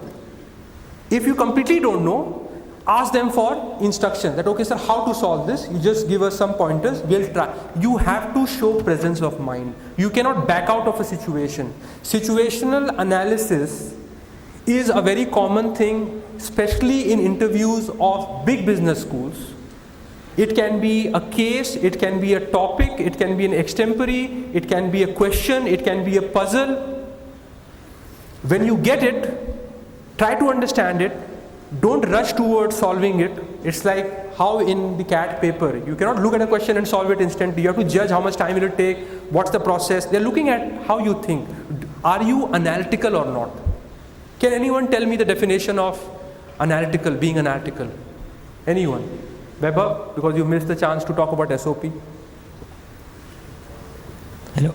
So being analytical means to judge the pros and cons of solving a problem. Like pro will be, will I be able to solve this problem or not? Or the con will be, how long will it take me? So taking a final judgment call based on analyzing both the pros and cons. That is being analytical. Okay, so to an extent, his answer is right. That is one of the points. Being analytical means the same thing. Are you having a structured approach? He talked about pros and cons. How like the flowchart model? Are you breaking the big problem into smaller parts? What's the process you are using? Is it structured? Is it close-ended? Will it give a result towards the end? So being analytical is what they are testing. Every time a puzzle is asked or a situational analysis happens, they are looking for two things. A, presence of mind. B, are you analytical or not in your approach? That is very, very important. In management, you need to have an analytical approach. You can go to the next slide.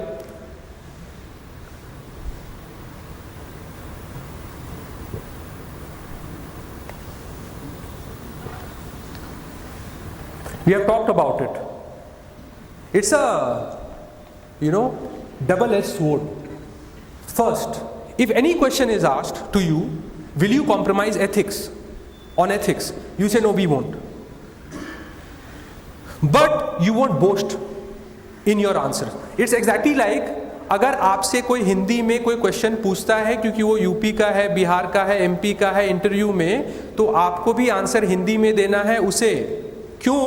वो आपके साथ एक regional connect establish करने की कोशिश कर रहा है. वो बहुत नॉर्मल है. सारे प्रोफेसर्स में बायसेस हैं, ओपिनियंस हैं. वो नॉर्मल ह्यूमन बींग्स है ना, आइडियलिस्ट नहीं है वो. बट अपने से हिंदी में नहीं बात करना है.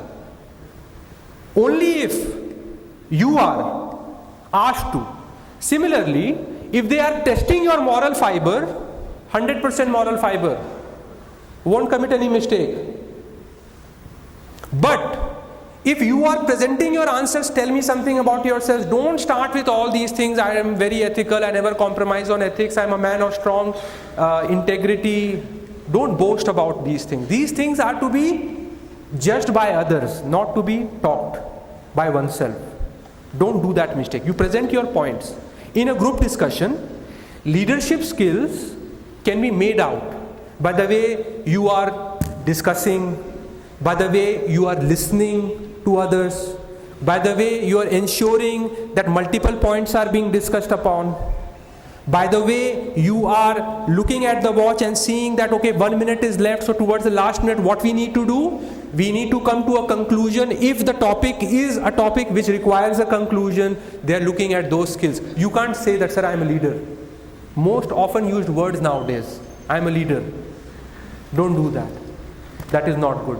It's an attitudinal test. So when I was the All India Director of CAT, I was running something known as Time for Education chats, which still goes on, T4E chats.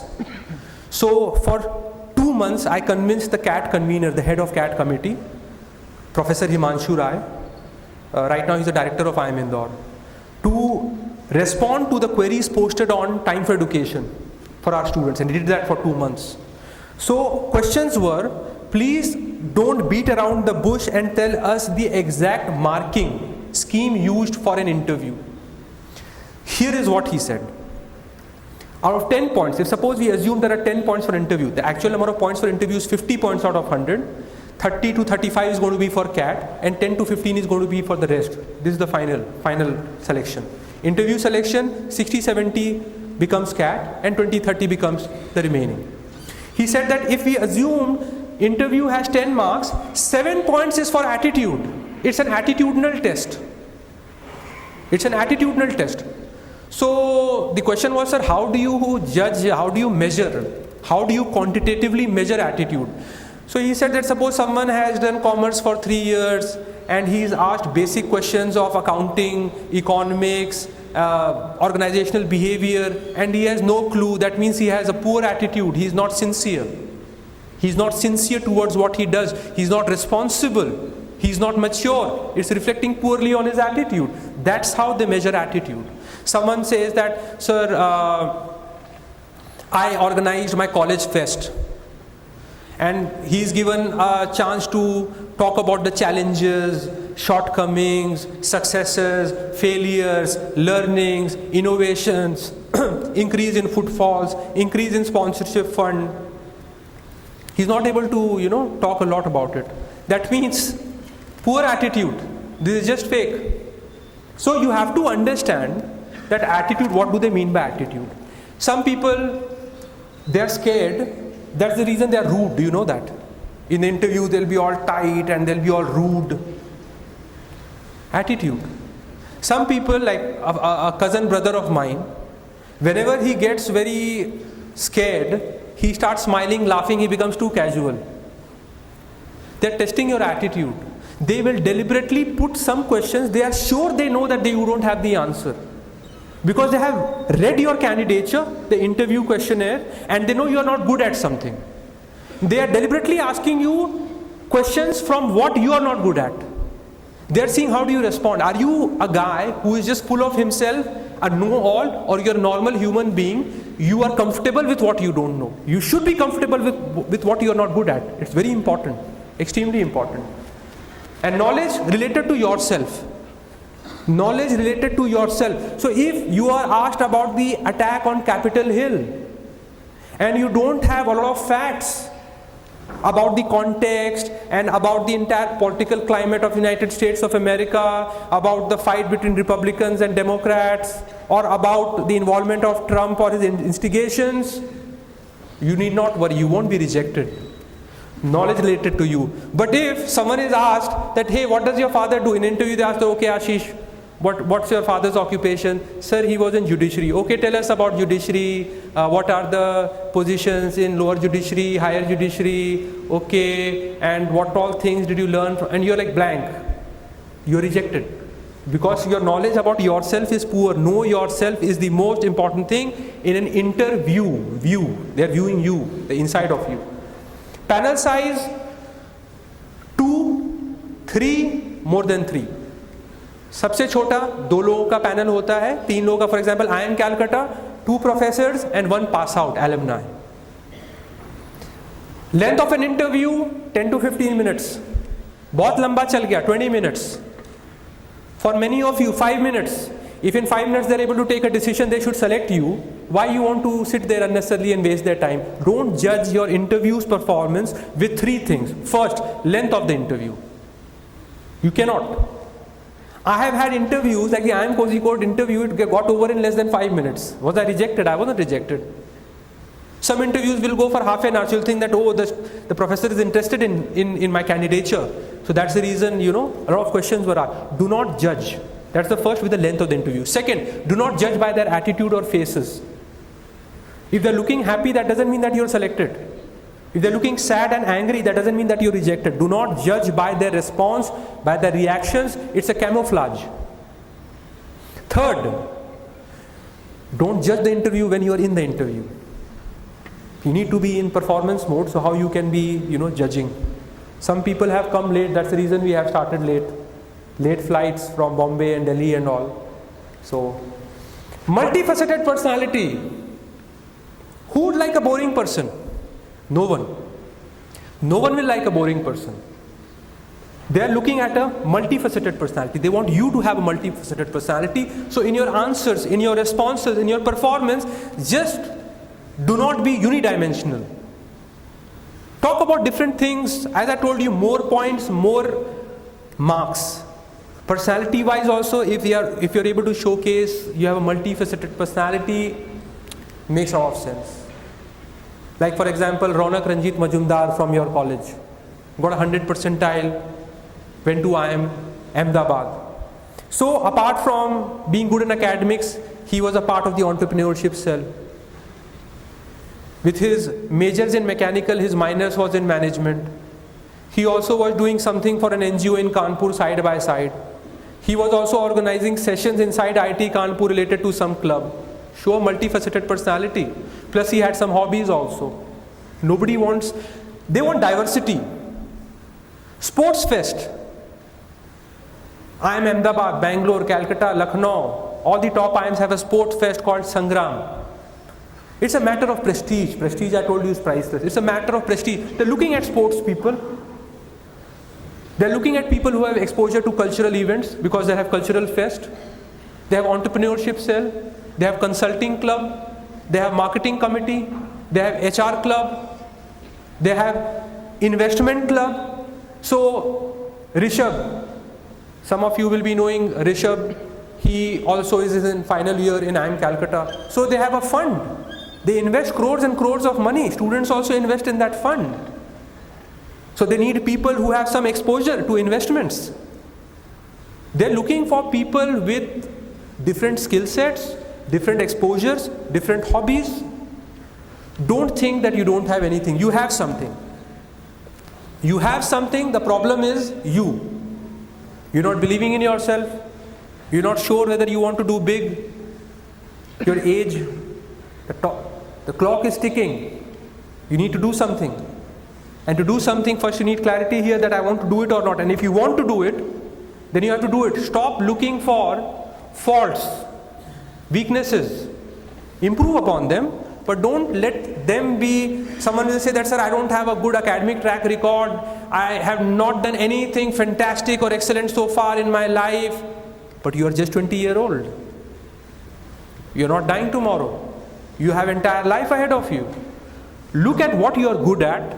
Sometimes talk to your family members. They can tell you what you are good at, what you are bad at. They'll be brutal. They'll be brutally honest.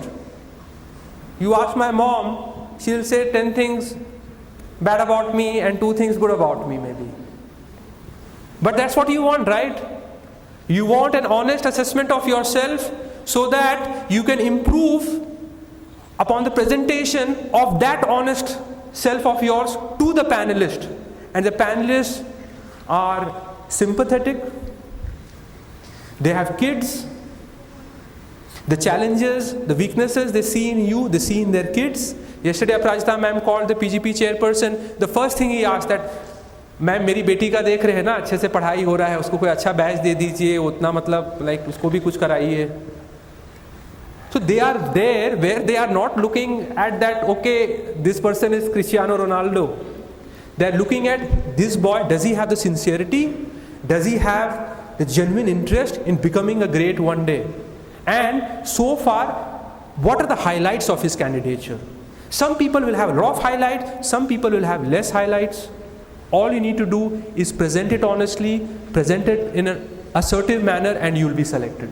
Influencers, very important to name influencers. How we keep reading about, that it's easier for the son of an IAS or IPS to crack the civil's interview because family influence is there. If you have any influencers in your family, please discuss about it. If you don't have influencers in your immediate family, look at your college, look at your seniors, look at your cousins. Still, if you don't have, look at the role models who you admire. Influencers, very, very important. See, it's not compulsory to relate everything. That, okay, he's my influencer, so his background, what he did in life. Maybe there are some things, subtle things, which you see in the influencers, which is motivating you to go for it. In 5 minutes, we'll do that. Next slide.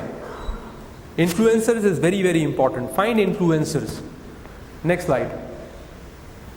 Okay, goal clarity. Goal clarity doesn't mean that you come up with a fake goal clarity. This girl, again the same girl, Nandita Das from Navyuk PG. We can play it later. This girl is from Navyuk PG college, as I discussed, a very ordinary college. Made it to IIM Raipur in her first attempt. Had the courage to drop IIM Raipur, prepare again, got selected into IIM Lucknow. In her first attempt, she could have been selected in IIM Lucknow. What stopped her? She misunderstood this goal clarity. She thought goal clarity means you have to tell them exactly what you want to do 5 to 10 years down the line. So what she did, she came up with a fake answer that I want to be in the business of making medical equipments because it's going to have a big market in India, and she had read some industry analysis and her entire answer was revolving around medical equipments. Did she have a background? No. Related to medical. She had nothing to do with medical equipment. Then why would she, just because there is a potential in the market, suddenly in an interview, which is the most important interview for her so far, come up with such an answer just to show goal clarity? She was rejected. Second time I told her, please stop lying, just be honest. She got selected. She got selected. Now she comes from a economically challenged family, used to. Now she is no more economically challenged. She has got a good placement. Her brothers are also preparing for CAT. It's a big thing for her. In my first attempt, I converted one of the newer apps, but because I wanted to do the older apps, I decided to re-attempt. Which you can converted I'm lucky about. Now when I look back, I would really like to thank Ashish sir and the entire IIM team for providing me an excellent coaching experience and supporting me throughout this endeavor of to go into the older apps. I highly recommend time to everybody who want to pursue their dream of going to big. She is an influencer now for her family members. But goal clarity, you need to learn what not to do in goal clarity from her. Don't come up with, in order to come up with an exact answer, crisp answer, don't come up with something fake. Answers have to be related to your candidature. If they see there is a strong disconnect between your answer and you, that means it's a fake answer. Know that. No fake answers are entertained. Maybe you're asked 6 questions, 5 questions, perfect answer, 6th question, goal clarity, you try to lie to them, you are not selected. This is such a performance, interview performance is such a performance where maybe if the interview is for 10 minutes, for 9 minutes you are selected, at the 10th minute you are rejected. So be careful not to do that. One question that is asked to me is what is the difference between co-curricular and extracurricular activities? Because in a lot of forms, interview questionnaires, you will have to separately mention your co-curricular activities and extracurricular activities. Co-curricular activities are activities which are a part of your school or college curriculum. Extracurricular activities have nothing to do with your school college. I was playing for my school DPS. It's co-curricular. I was playing for Ranchi Cricket Academy, extracurricular. Do you get the difference now? Very simple. You play for a school team. It's co-curricular, it's a part of the school because school के curriculum में है ना ये सब sports, period, everything. You do something out of school, you win something in a school competition, co-curricular. You win something at a national, at a state level where competitions happens, even art drawings competitions done by media houses, extracurricular. Very simple difference. Know yourself. That doesn't mean that you are being asked to become Buddha. If you don't know yourself, your answers will reflect this aspect of not knowing yourself. Knowing your strengths, weaknesses, hobbies, interests, short-term goals, long-term career goals, about yourself, why management, why to select you, everything related to know yourself. Please know yourself. It is very important. Second, don't copy your answers. Don't read others' SOP. Don't listen to others' interviews. Their profile is unique. Your profile is unique. How can you take inspiration from someone's interview where that person has nothing to do with your background, your candidature? Most often asked question, tell me something about yourself. Sweet intro, short intro, and then straight away moving to the next slide. So when asked about oneself, of course you have to introduce yourself. A short sweet intro, move to the main part, the USP document, your unique selling points. Unique, that means related to you. Selling points, because it's an interview, you're not selling the points, but those points are your unique selling points. Your main points, the crux of your candidature.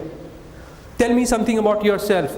8 out of 10 students will be asked, tell me something about yourself. Time to rise and shine. Straight away don't jump into USPs because it will come across as a desperate sales exercise. Sweet intro, short intro, go to your unique selling points. What are the chances of being asked multiple personal questions? 0. What is the chance of being asked a personal question? 99.99. You will be asked one personal question. It can be any personal question.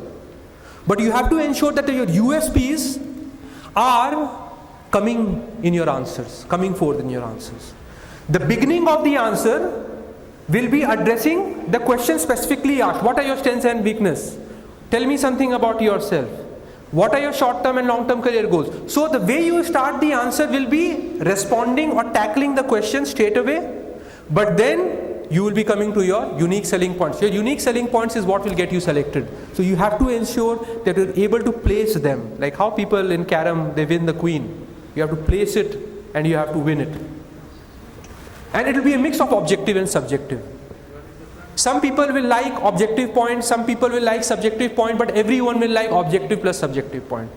For example, I know for surety that Manish sir, when he is interviewing people, and sometimes the students are straight away telling him, I did this in college, I did that in school, I won this, I won that, I did this, I did that. He's not liking it. Why? Because it is objective, completely objective. Interview is an interview, it's not a test like CAT, which is an objective paper. Or if someone is coming and is just sermonizing, just doing glib talks, just trying to, so then that is also not giving a good picture. It has to be a healthy mix of objective and subjective. Statement of purpose. Why are you applying for this MBA program and why should we select you? Very simple answer. Why are you applying for the academic program? Academic Connect, Industry Connect, Skill Set Connect. Why should we select you? Can anyone tell me why to select someone? USPs, because of your unique selling points. Isn't it obvious? So the SOP is built on 4 parameters. The first thing that you need to do is make your SOP. The 4 parameters are, first parameter, Academic Connect, because they are professors, they are looking for the Academic Connect. That's what gives them the rush, the academics. Second, Industry Connect. Why? You people are mature. Of course, you're going to work in the industry, you need to be industry ready. That's the reason you're going for the management program. So Industry Connect. Skill Set Connect. Why? You need to have some skills that can complement the management career as your chosen career option. And the fourth, the unique selling points need to come as the last paragraph to differentiate you from the rest. Like so many people want to get selected. Why you should be selected? So you need to give them some genuine points. So that's how the SOP has to be made. So general awareness. General awareness is like a big canvas. But the big canvas is not Manorama, is not India yearbook, it's not GK quiz happening here. General awareness is different from general knowledge. There's a difference. So, if you are from Uttar Pradesh and you are asked questions about the geography, the topography, the demography, the politics, the social structure, the environmental condition, the technological happenings, the investor summits about Uttar Pradesh, it qualifies as right general awareness. But if suppose someone is from Punjab and he is being asked these questions, even if he doesn't have the answer, they're just testing you, they're teasing you, they're looking at the attitude. Are you comfortable at not knowing or not? So it differs. What can be correct general awareness for someone can be something which is not relevant. So relevant general awareness, irrelevant general awareness. You have to decide for yourself. It all depends upon your candidature. In one interview, I had prepared about disinvestments and FDIs and macro and microeconomics and so many things related to business management. And in the interview, they were asking me, because I am from Jharkhand, Ranchi is the capital of Jharkhand, they were asking me about what's the highest peak, highest point in Jharkhand, what's the lowest point in Jharkhand, which are the rivers that are flowing in your state. 3 questions, interview is over. I was rejected. Just 3 questions were asked to me. It reflected poorly upon my general awareness because I am from that state, and that state is unique because it's a plateau, Chota Nagpur plateau, and I had not prepared because that time we didn't have, this sort of preparation, organized preparation going on for CAT and all. General awareness, what general awareness? Someone's father is in railways. You'll be asked about how many divisions are there and the new trains which are being launched every now and then. And what about the bullet trains that have been promised? What kind of engines?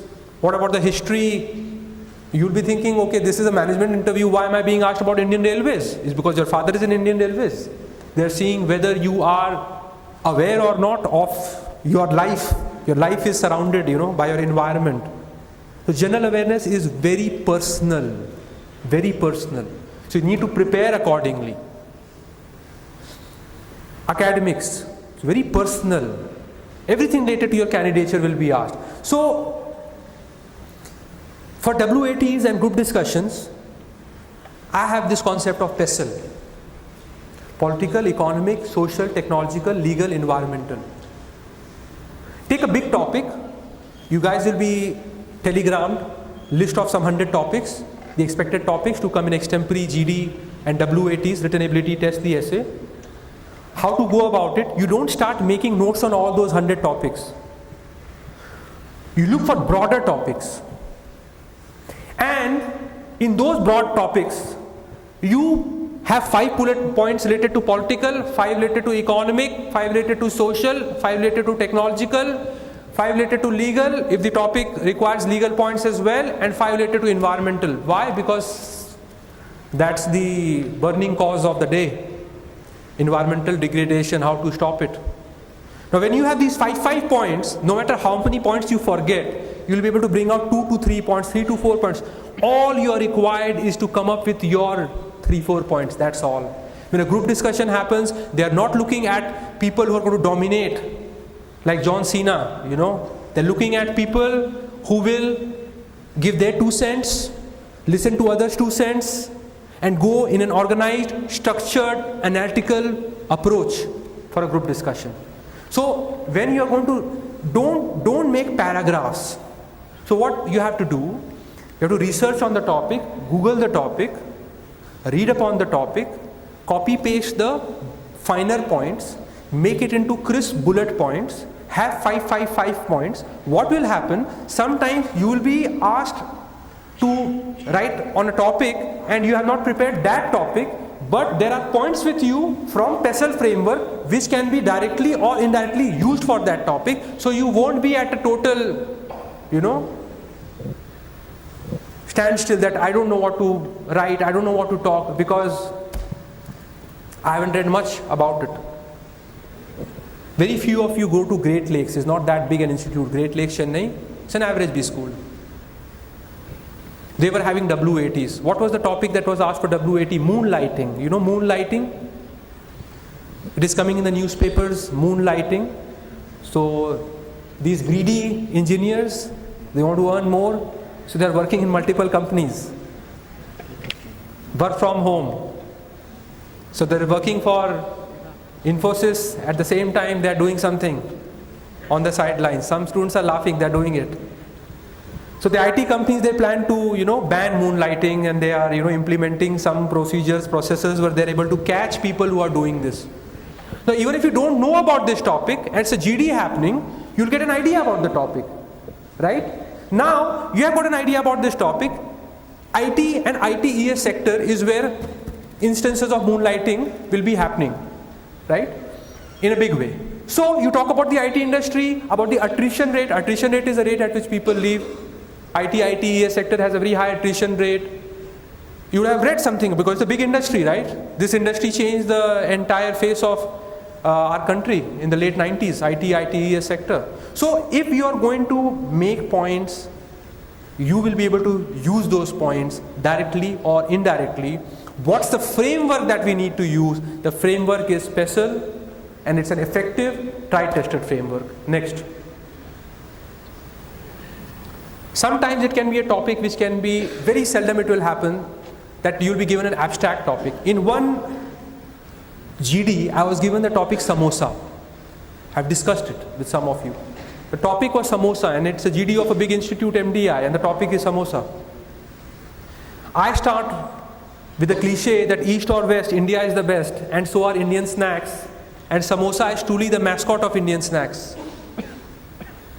Then I give others a chance to speak. Then I talk in a lighter vein at the humor part, that still if you're going out on a date on a rainy day, rather than going to a Domino's, you would like to have a hot cup of tea with samosa on a humorous front, showing that, okay, I'm light. Then the group starts discussing about why we cannot package samosa like the way burger has been packaged. Different types of samosa, different shapes of samosa, different stuffings of samosa, localizing the samosa. In South Korea, they may not be liking the aloo samosa. Then we started talking about the health hazard, that how samosa is the killer. Cardiac arrest, cholesterol. So the discussion was as such that we were not just looking and staring at each other's faces and discussing on just one aspect of a samosa. Told you, the political, economic, social, legal, environment, technological. So here in samosa also the health, economic, branding. Sometimes you will be given a topic to write upon. It will have no head or tail. That means you would not be prepared about that topic. But now if you are prepared upon the health part of our country, you would be knowing that cholesterol is a big killer. You will be knowing about the incidence of cardiac arrest. So you can bring in some figures, bring in some facts. If you know about the fast food market of India and the world, some research you have done, you will be able to bring up these sort of, factual discussions in your group discussion of samosa. So you need to do that. What to expect? Most important is personal questions. 100% chance you will be asked a personal question. That's your opportunity. Capitalize on it, leverage upon it. Do not be scared. Even if 5 questions have been asked to you and you have failed miserably, this is your 6th question. You are selected if you are able to address it. That's all they want. They are not looking at people who are going to influence them. This is not a movie going on. They are looking at normal people who will be good, fit for a management seat in their institute. Work ex questions. How many of you have work experience? Just raise your hand. You'll be expected to go on the work ex part right from the word go. The food packet is going to be distributed. You have to be quiet because we will not stop. We are anyways running late today. You'll be having your food and the session will be on. Anyone who is caught talking will be asked to leave the seminar room because this is important for some of you who will be having their interviews in Feb and especially in Jan, the boot camp. Okay, work ex questions. No beating around the bush. Straight away, talk about your work experience, your learning, your challenges, your exposure, your work profile, your industry analysis, your company's analysis, your competitor analysis, how that work has further convinced you to go for an MBA program. How will you connect your MBA learning experience of 2 years and post-MBA work experience with the exposure and learning of your current work experience? Most important, I can hear some sounds. Please don't make any noise. Work experience people are supposed to be mature. They're supposed to be bitten so they know the pitfalls and they have to discuss freely in terms of what they experienced, what they were exposed to at work, but not the bad part. I told you, no criticism, no backbiting, no talking ill about your subject, about your boss, about your company, about your city. It's all in all a positive campaign. No room for negativity here. Sometimes they'll try to take a stress interview. They will try to put you under pressure. Do not come under pressure. That's what they are testing. Do not come under pressure. Now, work experience, you need to read quality reports which comes out. For example, if you are in the IT consulting part, then you need to read the Gartner report. That's a reputed one. So whichever industries you are in, please either buy or arrange some quality reports by some good consulting firms so that you have a top-down approach of your industry. So when you're talking about your work experience, you're showing a bottom-up approach. When you read the industry report, you will show them how, as an MBA, one thing you are expected to have is a top-down approach, because in a short amount of time you have to, see things from above. So the industry analysis part is very, very important. Academic questions. We'll be sending you the academic questions. In fact, Sumit sir has it. We'll be telegramming it to you. So whether you are from chemical or civil or electrical or commerce or science or economics, we'll be giving you the questions. It's in Word doc basically, the questions which are asked. Use it, but that's not the entire superset. That's just a pointer that these questions have been asked. So it's just a pointer. What to focus on? You will know that in your bachelor program, what was important. When you're preparing for the test also, you'll be knowing that this cycle is important, this table is important, this points to remember is important. The important things. There is a 99.99% chance that whichever background, academic background you are from, one of the panelists, one of the professors will be having the same background. So they will be asking those questions which were a major part of your bachelor's program. So even someone like Gurpreet may be thinking, what will they ask from geology? You never know. You never know. They are anyways infomaniacs. So they will be having a lot of information with them, or they can just use their mobile and they'll start Googling about the latest things in geology. They'll ask you on the spot. Please Google the latest things related to your academic background, to your industry. That is very, very important.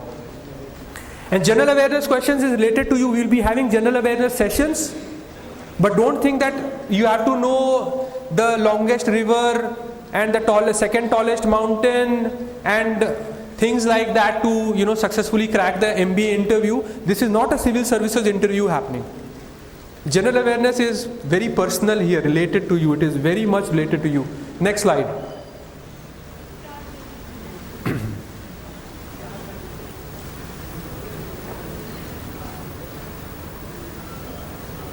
Reading newspapers is every day.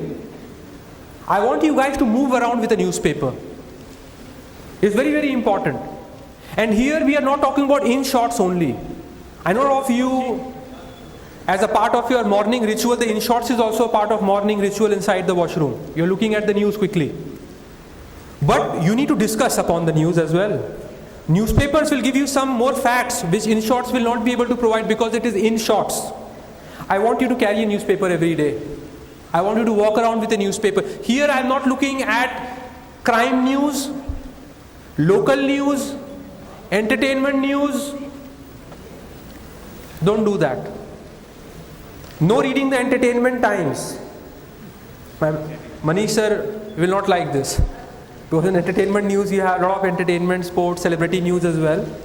But yes, if you are like him interested in branding, celebrity management, brand management, this is also taught, in MBA, in IIM, you have these subjects. Then you follow them. Then you follow those news.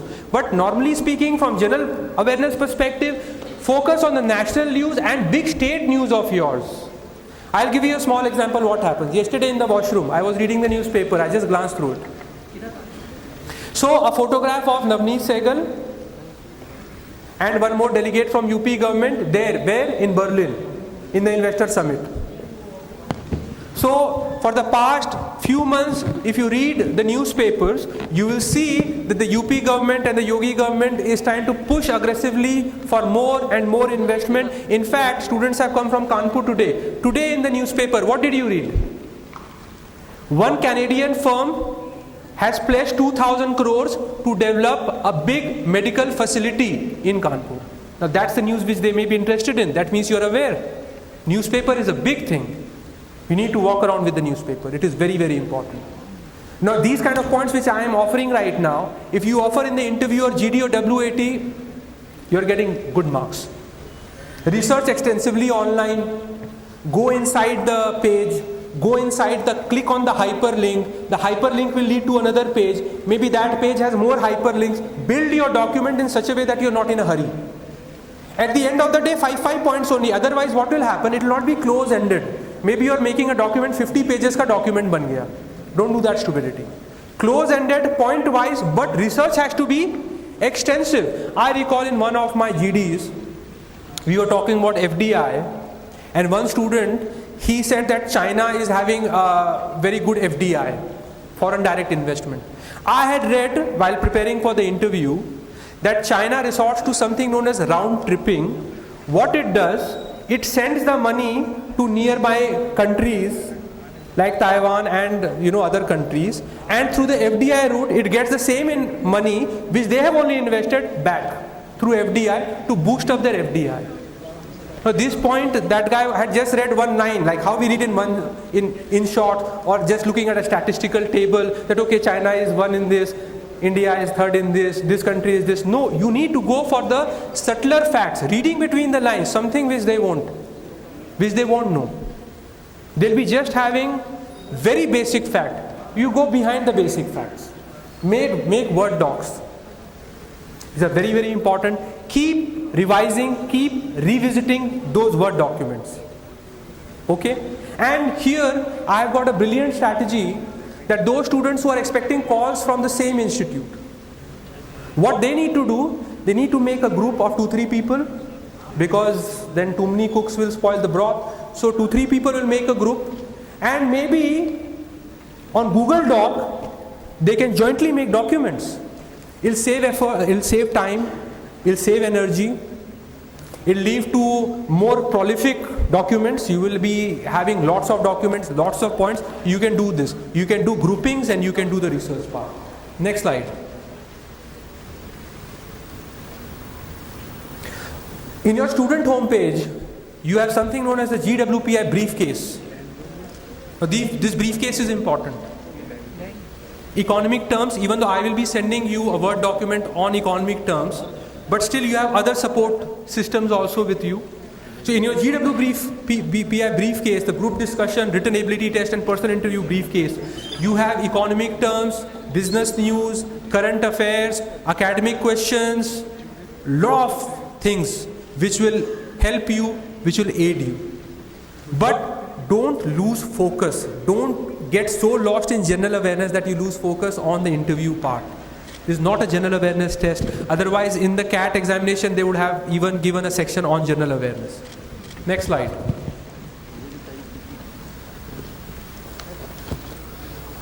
Content is king in GD. Content is king in WAT. And content is king in interview as well. Build your content. Is the more points, more selection. More points, more selection. If you think you can go there and just with your communication skills you can impress them, that won't happen. I will share something which, of course, it's my observation. It may not be correct.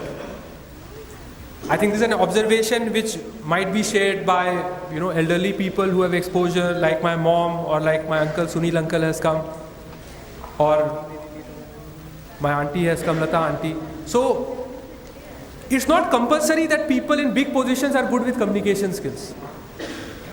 Like I shared with you, our PGP chairperson of IIM Lucknow. He's from Odisha. He's a complete zero in English language. But he is the PGP chairperson of IIM Lucknow, and he's training multinational companies even abroad. Today he was supposed to come, but he's training multinational companies abroad, even though he is very poor with language skills, English language skills. But he has points. So if a Messi is playing in a team, or for example, now Ronaldo is going to play for Saudi Arabian club. He may not be knowing Arabic language, but the Saudi Arabian coach will be able to explain to him the point that is required to enhance his performance. Communicating the point is important. The most important thing is easy, simple communication. Communicating the points. What is point here? Content. Content is king. Your attitude, you shouldn't be dictatorial, take it all kind of a person. I recall during my placement there was this group discussion going for Asian Paints, and this girl was there, Anusha T from Chennai, and she was not allowing anyone to talk.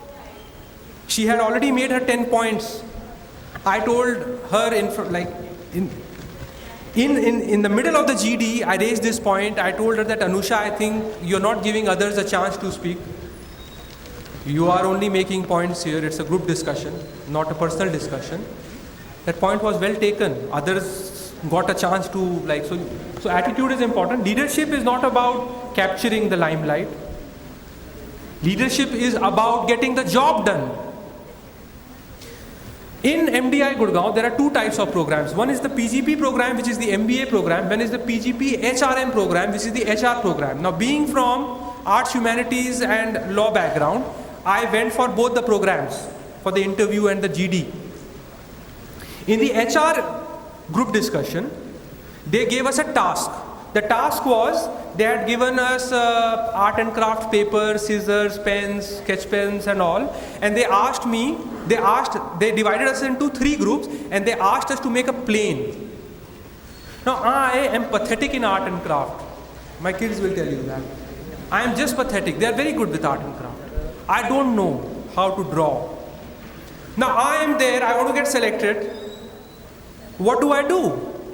I realize that it's for a management opening. This is not a test to basically see whether you are actually good at art and craft. So I quickly find out who is good at sketching, who is good at cutting, who is good at painting, who is good with basically designing the plane, what will be the design and all. And I can run around, I can coordinate. The interviewers loved it. And I didn't know how to draw, I didn't know how to make a plane. Leadership is about getting the job done. Period. Leading the team to what? To a conclusion, to a goal. So leadership, practical. Don't talk idealistic. When a case study, so some of you will be given a case study. Don't start, don't start faffing, don't start coming up with things which are so utopian that they are not practically implementable. Be grounded, be practical, make practical statements, give practical solutions. Communication, easy communication, but fluency is required. Fluency is required. Learn from Gautam Adani. I was watching one of his speeches yesterday, and he's not good with his, I told you he's not good with his pronunciation. He has a very local influence in his dialect. But he was able to communicate the point. That's what matters. The point matters. What else matters? Listening skills, very important. Sometimes we are going into the interview room also just too focused on ourselves. We are not able to even understand the entirety of the question or the topic posed to us by the interviewer. Ears need to be open, but not too open.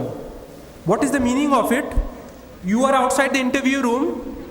One guy is coming out of the interview room. You catch hold of him. तेरे से क्या पूछा? अच्छा ये पूछा, अरे shit यार ये पूछा, अच्छा ये सवाल पूछा, रुक मैं तुरंत इसको देखता हूँ, मैं बनाता हूँ. तुमसे थोड़ी पूछेंगे वो क्या मतलब, are they like stupid that the interviewer will ask everyone the same set of questions? Ears open but closed for some things. Presence of mind is very, very important. It's the most important thing. If you can show you have presence of mind, nothing like that. I know not even 100 people out of 1 lakh people, hardly 10-15 people will be like that. If you meet 1 lakh people, hardly 10-15 people will be like that, that when there is pressure, their presence of mind will be there. Is the fear sets in and the presence of mind walks out. They are looking at presence of mind. They are looking at future CEOs. I gave you 4 examples of my best friends, from the CEO of White Hat Junior to someone heading Google Maps, to someone doing what. They are looking at people who in 5-10 years will be very big actually. They need to have presence of mind. It is very, very important. I think we will be done with the slide because we have discussed samosa. You'll get the samosa in the evening, but the more important samosa was samosa as a GD, how to ace. Sometimes they give a color, WAT, color, white. Don't act childish then. White is a good color because you can paint anything on white, and white is pure, and white is the color of the angel, and let's talk about White House. Don't do all this monkey business. It's not a WAT for students who are in 3rd or 5th or 6th standard. They are expecting that the amount of knowledge you have gained through your PESEL framework, how you are able to structure, condense it, use that knowledge in the WAT GD to differentiate yourself from your peers so that you can be selected. Any questions so far? Is the food okay? It was hot when it came, but okay, so now we have something very important. After 15 minutes, we'll be calling Manish sir. In the meanwhile, while you are having food, I want Sumit sir to connect to Udesh Kankane. He's a very motivational student, Udesh Kankane. Manish sir has also interviewed him this time. He's from IIT Lucknow, the local engineering college. Comes from a small district of Uttar Pradesh. Always wanted to just go to his dream institute, IIM Calcutta, for finance. In his first attempt, he was not able to get IIM Calcutta.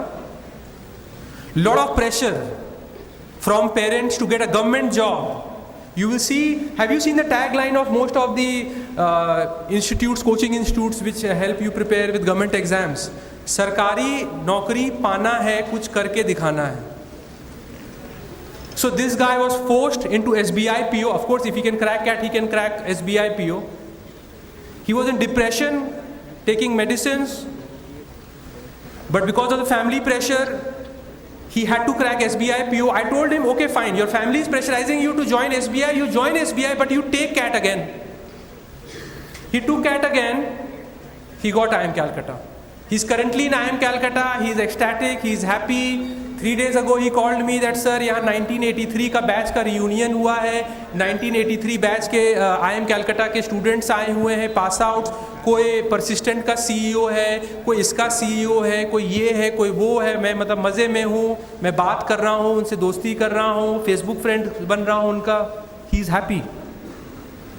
But he was having a period in his life where he was not happy. You have to know what you want. He was clear. He was very clear as to what he wants. So if we can connect, so he'll be sharing some interview tips because he has recently, like in Jan only, in March only his interview happened, and in Jan Feb he was in the boot camp. So if we can connect, 5 minutes. Okay. Yeah. So hello everyone. Show me a successful individual and I'll show you someone who had real positive influences in his or her life. And I don't care what you do for a living. If you do it well, I'm sure there was someone cheering you on or showing the way. That is a mentor. And to me, that's my father, my family, and Ashish Sinha sir. Hello and welcome. I am Udesh Kankane from IIM Calcutta and an ex-SBI PO. Recording in progress. And to start with, I want you all to give a huge applause to our brilliant mentor, Ashish Sinha sir, Aparajita ma'am, and the team at Time who have been by our side throughout the journey. Trust me, their goal is to provide you with the best resources and facilities to help you reach your dream institute. So, I'll talk about my experiences at my dream institute, and it will take me 3 to 4 minutes to share my journey and my experiences at IIM Calcutta. Post that, I'll provide you with a strategy to ace your GWPI preparation. So, a little bit about myself. I come from the city of Jhansi. I live in a joint family and my family has constantly supported me in whatever way they could. I prepared for IIT JEE when I was in class 12th and I qualified for it, but I couldn't get into an IIT because my rank was too low. I pursued electrical engineering from IIT Lucknow, and when I decided to prepare for CAT in 2018, I scored a 92 percentile. Well, that was okay to me. And COVID hampered all of us in some way or the other, and we know that, right? But when I gave CAT 20, you see, I prepared a lot. Again, a bad day, and around 95 percentile is what I got. I got calls from IIM Shillong and various new IIMs, and getting a score in math, a score of 99 percentile in SNAP. Still, the final convert that I had at the end of June 2021 was IIM Nagpur.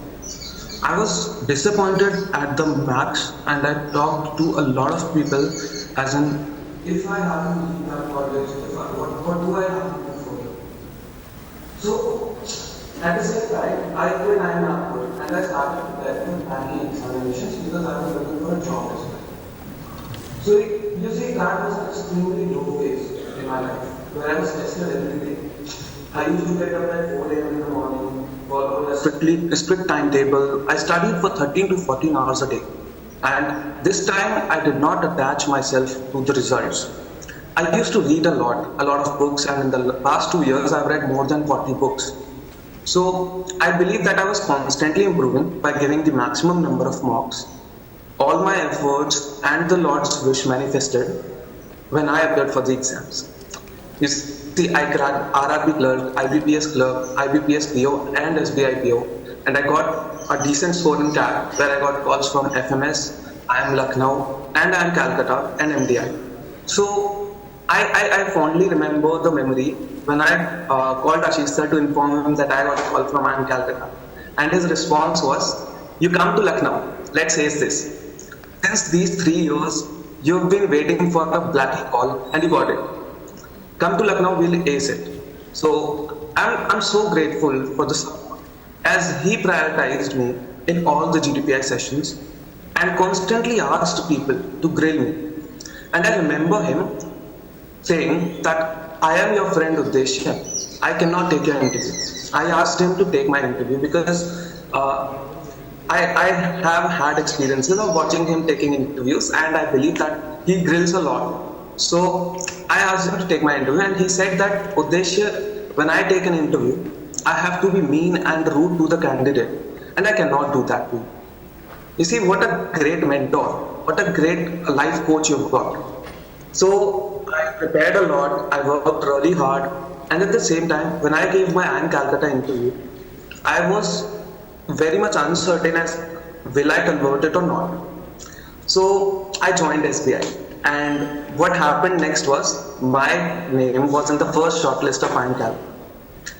It was a very very confused phase where I was so confused that whether to join, whether to stay in SBI or to leave for my dream institute. But that one thing inspired me a lot, that I converted my dream institute and I decided to leave SBI. I believe that was one of the best decisions that I took. I returned from my job and had a huge blast with the time team. I really want to tell you all that you trust the process, you enjoy it, and you work very hard. Be over prepared. Do not confuse my term over prepared with something like overconfidence. I'm telling you, by being over prepared means you are being so high prepared that nobody can reject you at all. They all will be highly craving to get you into their institute or into their job. Be over prepared. And since you have the best mentor, so you leave the rest to him. The whole point of mentioning this whole journey was that I want to give you two learnings. That first thing is, failure is not the end. You can have like 2 or 3 attempts or maybe any number of attempts in any particular exam, but you have to give time to it. Ashish sir once told me that your journey has been a time testing journey and you have to stay by it. He said that you are from one of those Excelsior batch, one of those students who were in the Excelsior batch, the top batch, and I want you to get into those ABC colleges that people aspire to go to. And the second thing that I want you to know that is that consistent efforts and an attitude of not giving up, it always helps you in the long run. No matter just an exam or CAT or IIT or anything, it helps you in the long run. Well, a lot about myself. Now I'll talk a little bit more about how my experience at IIM Calcutta has been. So there are a number of things, right, that you get to experience at a B school. But at IIM Calcutta or the top 3 institutes like Ahmedabad, Bangalore, Calcutta, it's a little bit different in terms of the professors, in terms of the peers that you get, in terms of the environment, the courses that you get, the alumni that you need to know, that you get to meet, and the exposure that you get there. So I'll tell you about professors. There are professors who worked in the World Bank, in the IMF, and one of the greatest statisticians of IMF, he taught me statistics. You see, the macroeconomics course, it was taught to me by my professor who worked in the JP Morgan Chase, He was an analyst at a time when 2008 recession was there. So he experienced it firsthand and he guided us a lot. So you see, you get real life experiences of people working there in the industry, in the whole world, and you see their experiences help you a lot. And in terms of peers that I was talking about, you get to know a lot of IITians, NITians, and people from various different backgrounds.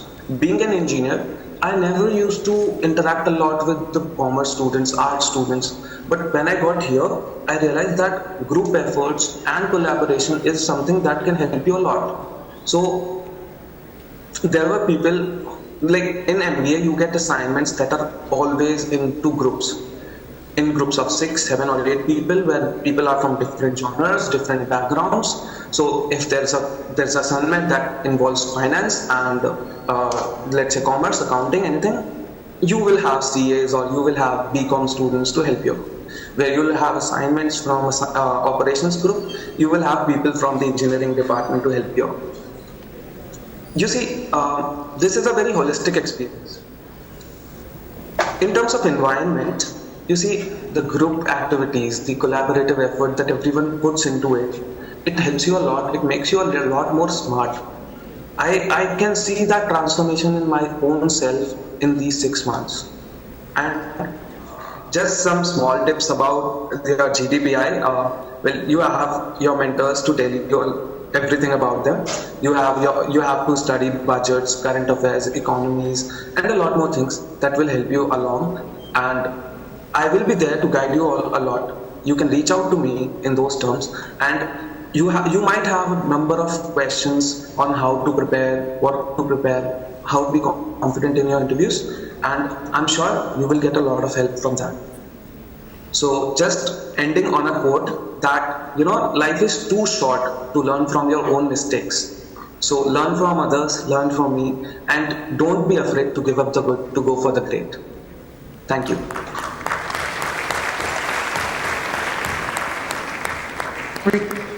The amount of maturity, the amount of exposure you can make out. He was not like this some time ago.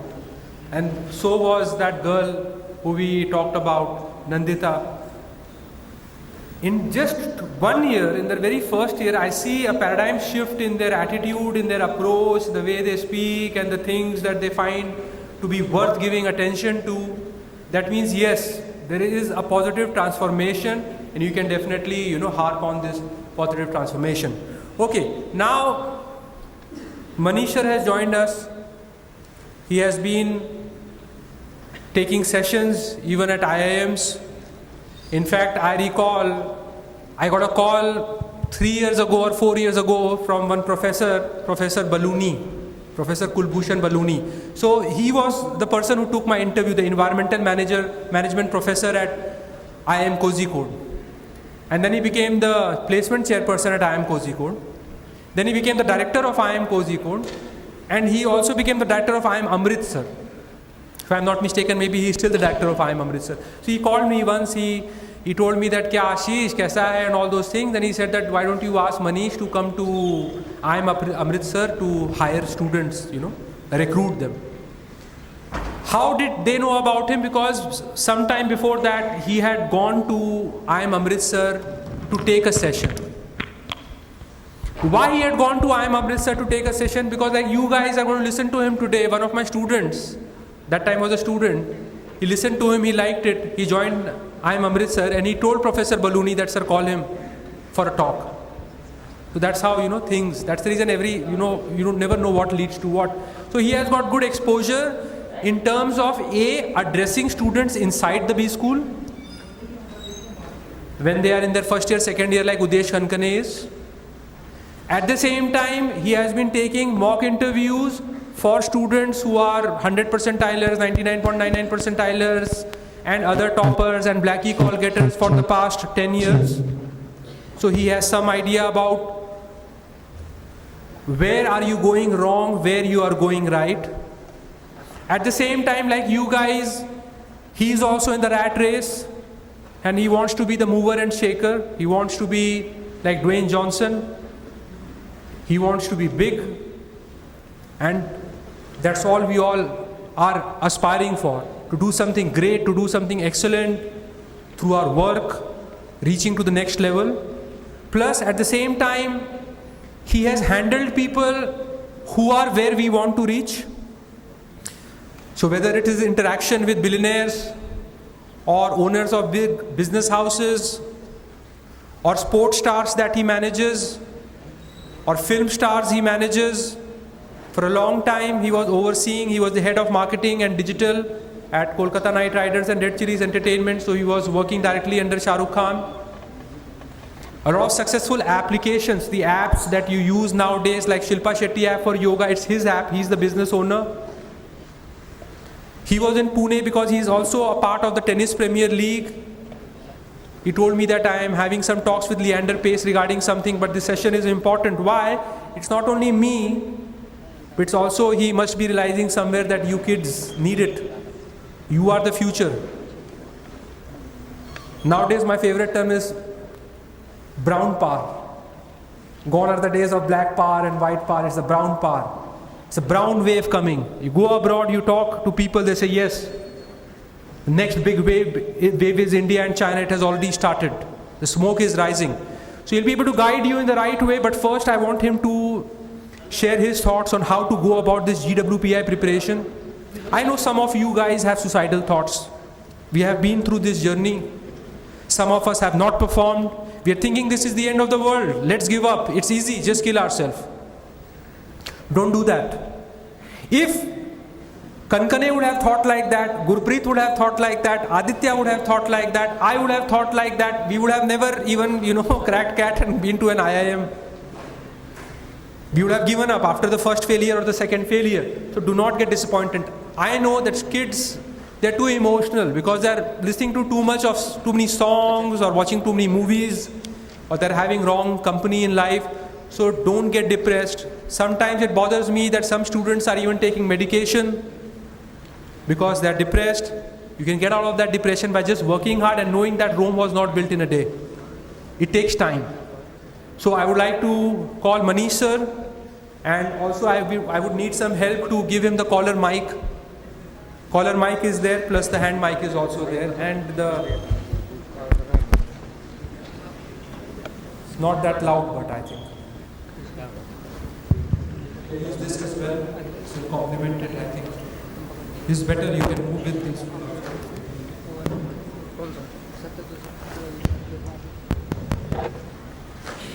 Hi.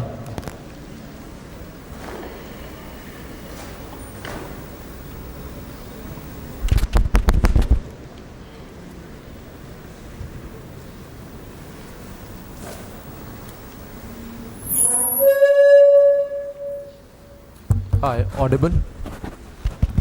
Audible?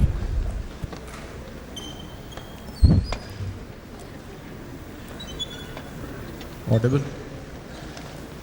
Am I audible? Super.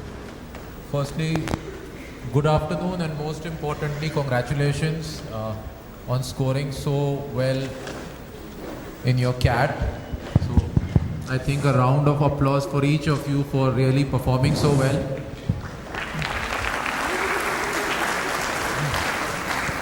And I think that's what we'll try to, in a short time, focus on, because I know that I personally believe, and most of the things I'll share are going to be like my personal opinion, so you don't need to really agree to it. I personally feel the best part about living in a democracy, and which our country is, that we can all agree to disagree. So a lot of things which, for example, Ashish as a mentor was speaking, I might totally disagree, and that doesn't make it wrong at all what he is speaking, and vice versa, because I think most of the things you'll finally land up doing after doing your MBA or becoming a business manager, and by the grace really becoming CEOs and founders and owners tomorrow, is that there is not going to be a lot of exactly right or wrong path. You'll be coming across a lot of case studies, a lot of stories as we move forward in life, that two people did the same thing and one landed up with success and the other with a failure. So it surely doesn't mean that what one did was wrong because it was probably exactly the same. Might be it was doing the wrong thing at the right time or a right thing at the right time, and all of that together makes the huge difference. So what today I'll try to at least focus on is that you're already sitting with a lot of success, if I have to put it, because you've already scored high.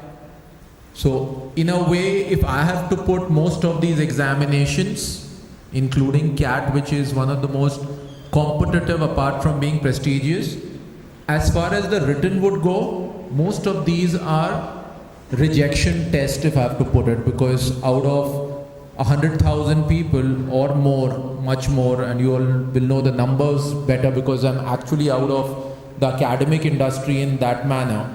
So I would not know numbers, but I surely know it's extremely competitive and high in numbers. But not more than probably 1% or 2% will finally be reaching these kind of scores and percentile. So why did I say congratulations? It was not a typical way of just like making you feel good, because it's actually worth feeling good because the rejection is already over.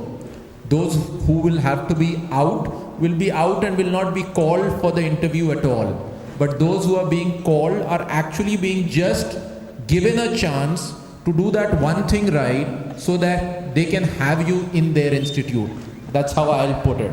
Like if I have to put a parallel example, people who have already cleared interview even for their jobs at the HR level, probably at even a managerial level or the direct reporting level, and then there's a final round of interview in the organization with the CEO or a founder, which I would be doing every day. It's actually not somewhere I am going to be testing them on other aspects because that rejection stage is already gone. I just need to see whether the person fits in my organization or not, and where attitude and a few other stuff are looked at and rest is more or less in your favor.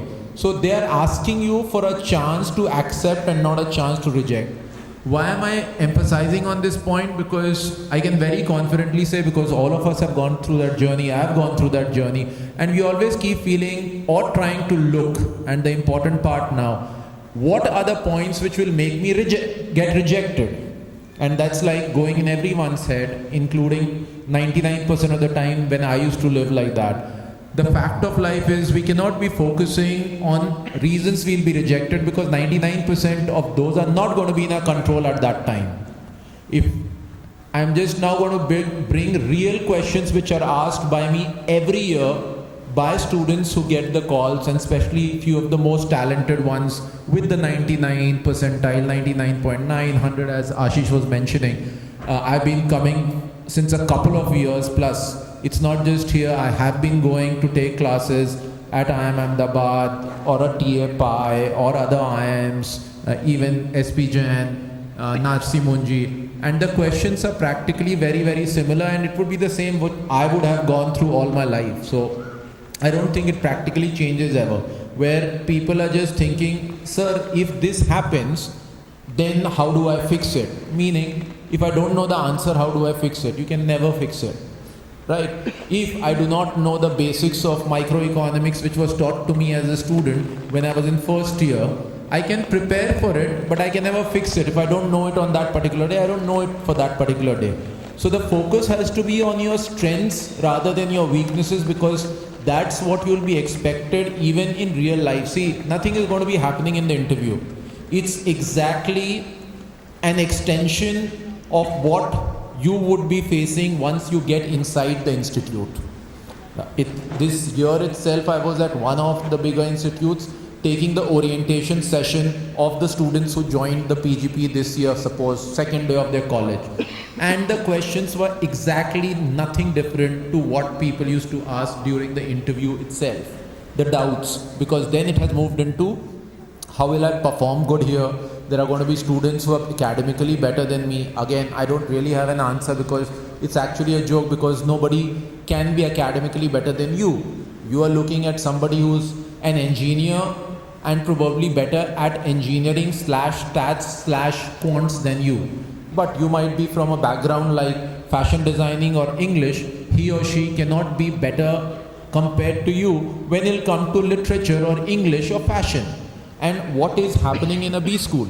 In a B school, why are they trying to test you / take your interview?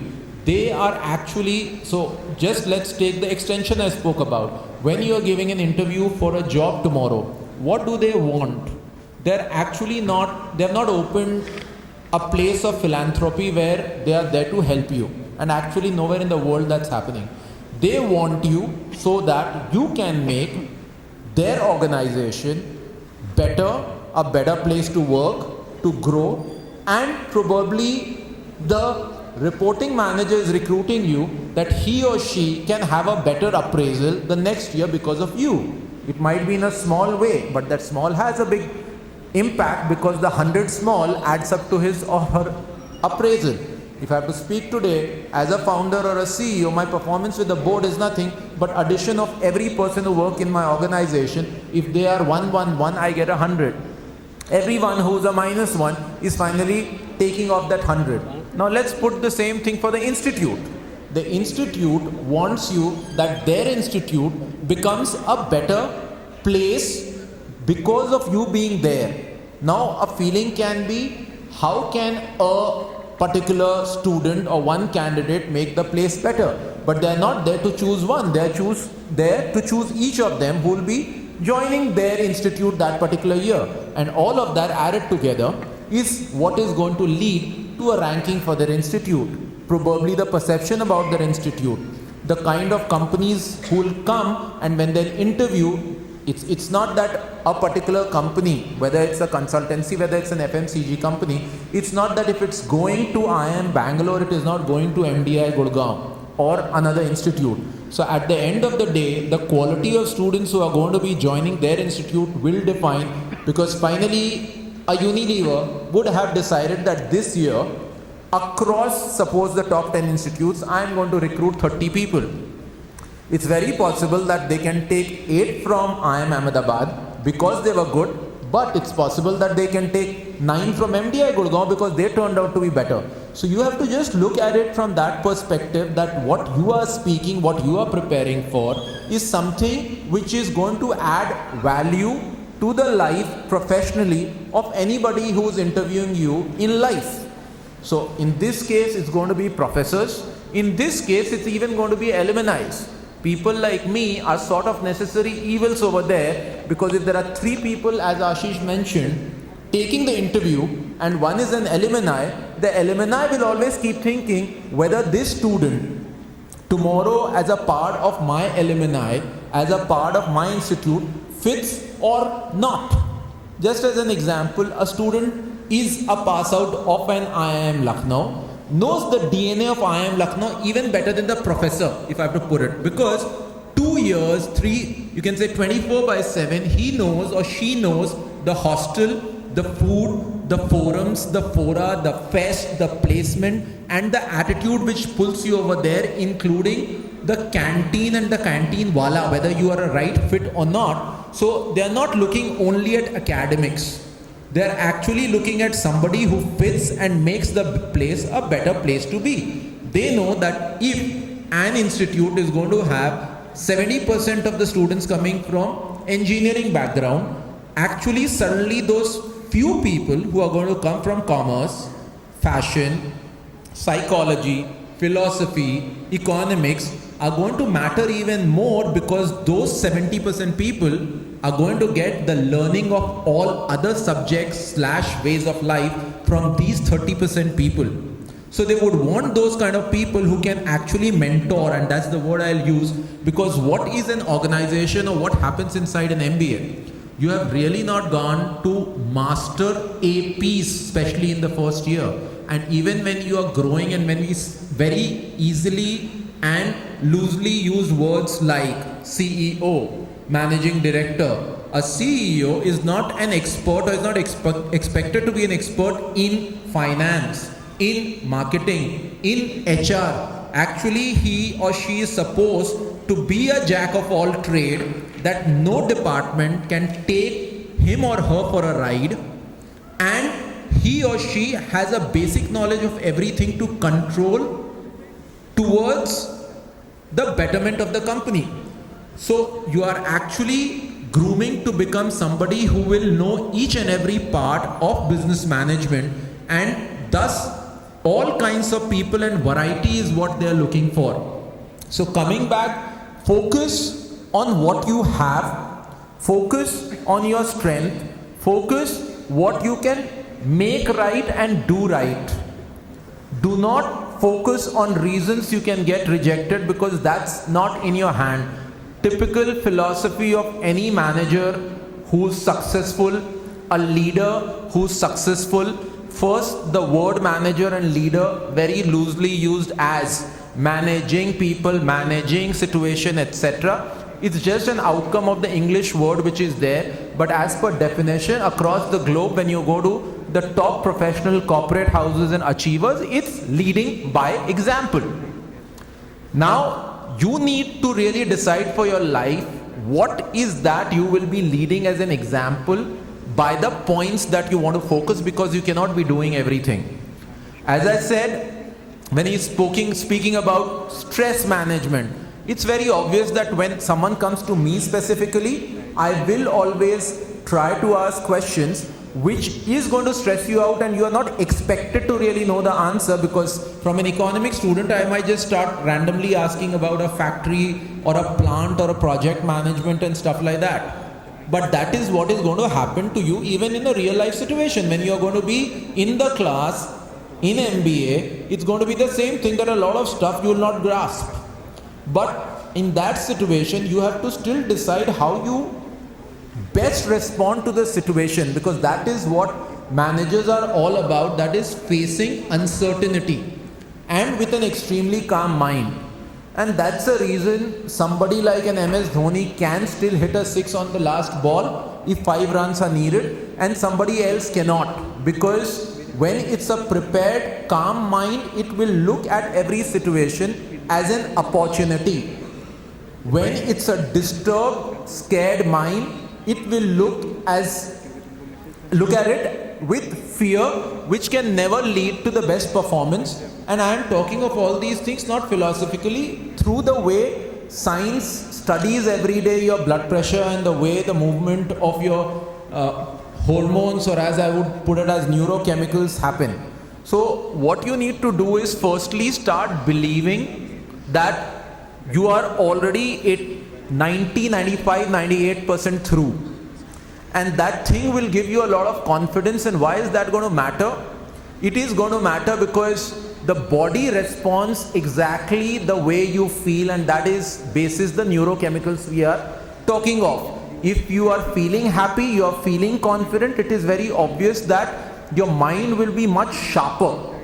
So it is not something that you need to be driving philosophically, but all of these are very, very well established by neuroscientists across the world, and that is what is called training the mind. You would have heard that the top CEOs across the globe, or especially the top sports performers across the globe, whether it is a Ronaldo, whether it is an MS, whether it is a Virat, whether it is, for that matter, a Sundar Pichai, they all have personal mentors. What do the mentors really do? The mentors do not have more skill than these people we are talking, because these are all goats, or the greatest of all times we are talking about. But still they need them, because the training is happening at a mental level. It is not happening at a physical level. It's not that Mr. Acharekar knew more cricket than Sachin, but he knew how to mold Sachin. So what the next few days, as per me, what it should be, that on one side it should be a mode of celebration, and there's a very thin line between arrogance and celebration, because it's just a starting point. Even if you get into the institute, which I'm sure it will happen, it is again a small part of the ongoing journey, because then you have to survive there for the first year, then the second year, then there's going to be placement, then in life there's going to be a recession, you might lose the job, then there's some other job, some other opportunity. So it's actually for people who can play this endless game. Like if you see the difference between people who are really, really performing well and others, there are people, and a lot of them that I might know, who have done well, earned well, sold their stakes. I'm not talking hundreds of crores, and it really feels extremely big that he's an achiever, she's an achiever, and a lot of them then talking about travel and retirement, etc., etc. But let's talk of people whom you really respect and who are successful. Elon Musk has enough money to retire tomorrow, but have you ever heard that he has gone on a 1-month vacation? Bill Gates has enough money that he cannot spend in his next 10 life, but he's still working in different sectors and in different ways. Same goes for Narayan Murthy, same goes for Mr. Narendra Modi. So what are we really talking? We are talking of people who achieve these 300-400 crores and they are talking of retirement, but we are talking of a Mukesh Bhai who might be having the wealth of 600 of these startup founders who have sold and more and more and more, and he's still working because it's an ongoing journey for him. It's not an end point. So that's the way, the moment you start looking at it, or this particular call from that standpoint, automatically the performance will start improving, because it is an important part of the journey, not the end. The end gives you fear. The journey is fun. So what we need to start, you need to start doing, one is when it comes to the academic part and the part which is to do with the whole piece of preparation. I would not even come close to suggesting on that compared to what Ashish has been speaking, because as they say, it's very, very simple. Practice makes you perfect. This is what he has been doing since year. So I think even in his sleep, if he's made to wake up, he can practically tell you the ways in which you can be the best version of yourself for an MBA interview on the particular day when it comes. So when you have got that sort of like a free suggestion as well as the whole thing chalked for you, as per me, you should not even be using brain, because brain and energy is finally limited. Use it where it's needed, because again, MBA is finally, I personally have seen enough people perform very, very well by just being rightly smart. And I am being very blunt and straight on this. My personal philosophy is one of the hardest working animals in the world is donkey, and still we call him or slash her a donkey itself. And a donkey is never seen as somebody who's a big achiever. We respect and we want to be a donkey. So that's where hard work takes you. But when hard work is coupled with smart work is when things start happening. Obviously, what do I mean by smart work? It is not being extremely, how we put it in our language, that smart means a chalu guy. No, we are not talking of chalu. A smart means what exactly was being mentioned as analyzing a situation before doing it.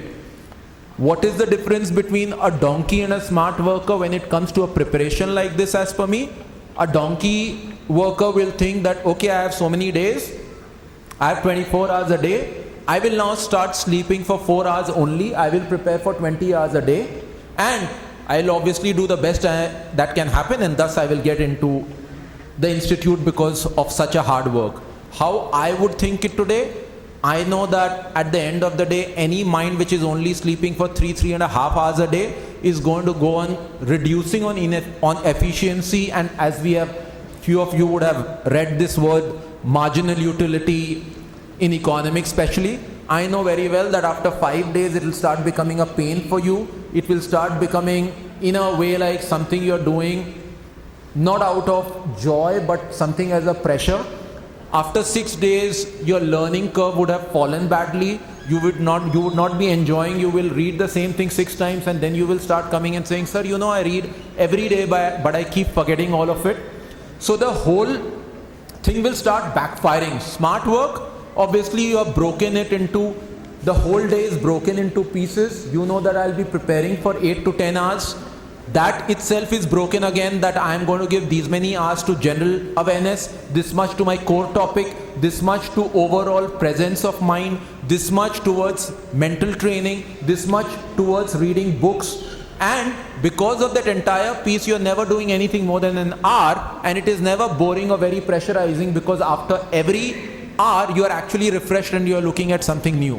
Actually, that's how most of the CEOs work nowadays, which is working in sports. They are not working from 9 to 5. They actually wake up at probably 5, they work from 5 to 7, and then they are gone running and they are enjoying, they are having the best of the breakfast. 10:30 they are back again in their office. They work in a spurt from 10:30 to 12:31. Again for 1 hour they are actually enjoying with the team, which indirectly is one of the biggest HR exercise they can do. 2 o'clock they're again refreshed. They come back, they might take a 12-minute, 15-minute, something called a yoga nap, which refreshes them completely. Again work for 3 hours. 5:30 they are gone. They might be playing tennis for half an hour, 40 minutes, go back home, relax, probably from 7:30 to 8:30, knock off whatever was left in terms of emails, and then they're again enjoying. They've actually worked only the same number of hours they were working earlier, but the efficiency is doubled. That's what I mean by smart, and that is taking informed calls. So coming back though, because I didn't want to go too deep only into the academic part, because you have a mentor, you have a specialist who knows it in and out, who's speaking to insiders in these institutes, both the students who have gone from here, also to a lot of professors because of the legacy and the amount of years which have gone. A lot of people who are in panel, obviously by the virtue of his own, you can say, peer group in times across the country, enough intelligence coming into the system. However, the other part which is to do with the soft skills, and by soft skills I mean simple things like in an interview across the world, whether it's MBA or no MBA, try to think of the people who are taking the interview. They are just going to be humans like you and me, and tomorrow you will be in IIM, you will be in another institute like MDI, and 8 years later you will be taking the interview. So nothing has changed. You are the same you. After 2 hours of interview, you are also extremely bored, fatigued. After 4 years, 4 hours, you are yawning. And what you're looking for are people who, along with the whole seriousness, can bring that smile on your face for 2 minutes. Probably ease the environment, and that is what is real life also. People want to work with pleasant personalities. People want to have people in their institute who are pleasant personalities. People who are giving chance to others, people who are taking responsibility. These are soft skills which have to come basis the communication you are doing, as he was pointing. Again, not looking at what is your weakness. Communication doesn't mean the best of English. People sitting at the topmost position in companies like Google, back in the Bay Area, etc., and who are coming from very humble background, have studied in IIT, after that in the top of the Ivy League colleges in US, actually still have the issue of verbose and the way they speak in terms of pronunciation. Doesn't make a difference at all in their organization, because they're still super achievers, because the companies or the institutes want you for your pluses and what you bring to the table. If it was about just communication in terms of English, 99% of the students would have been from English honors and literature, and not from engineering background and other backgrounds like economics.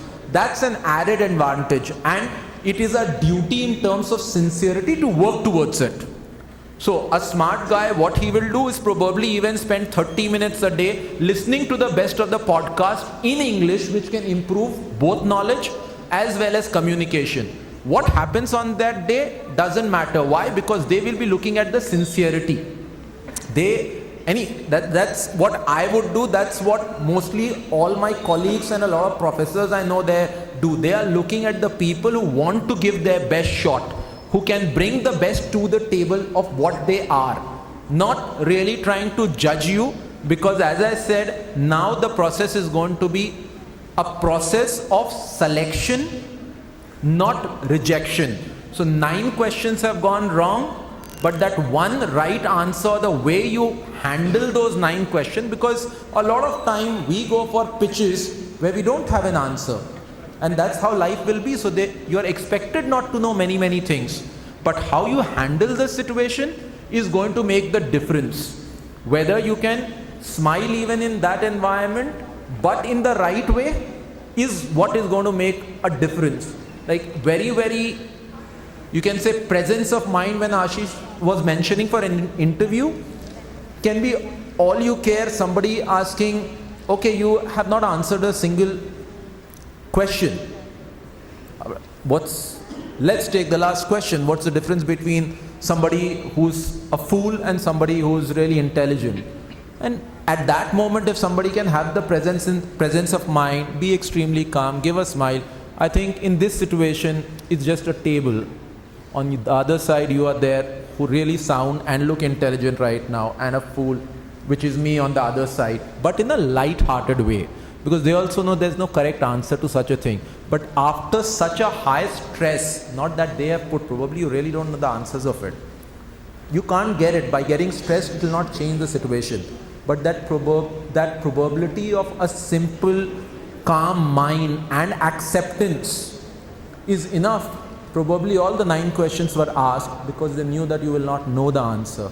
But still, do you fit there or not? Because there are going to be exams where you might not have a single right answer, and that's absolutely okay, because that's what life is. So from my end, that's all I would like to say, that be calm, take it as a celebration. It's going to always be a memory, one of the finest when you go for these interviews, because it's something you have worked all life or the last couple of years to be there. So don't make it just stress, because some amount of stress will help you perform better and you will be on your toes, because it doesn't have to be taken lightly or frivolously.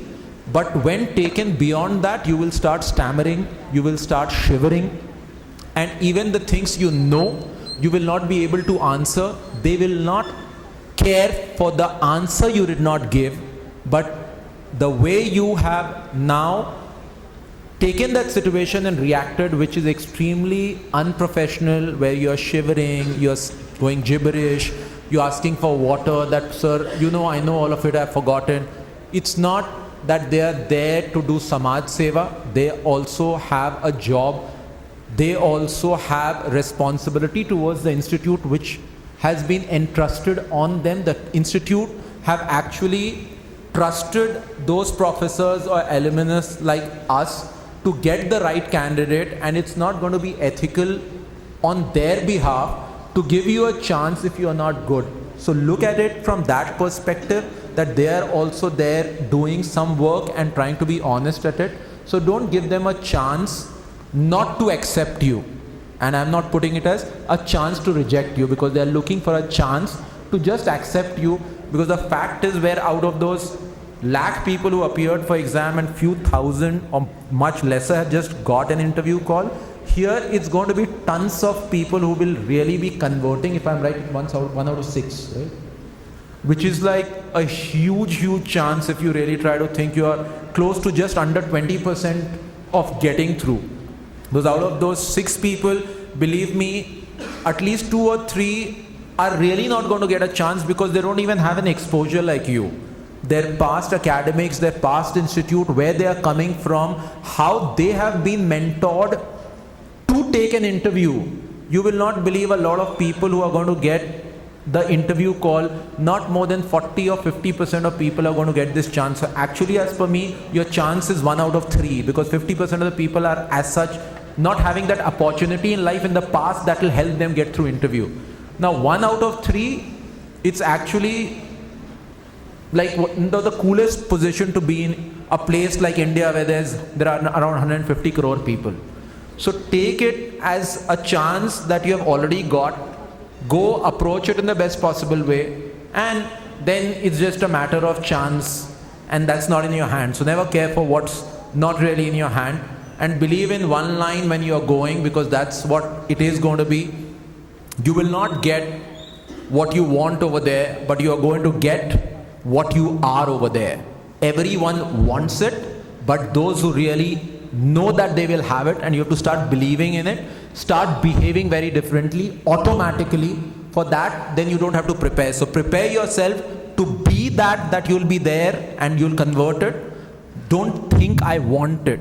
So remember this, you will not get what you want in life, you will get what you are in life. Anybody wants to ask any question, please feel free.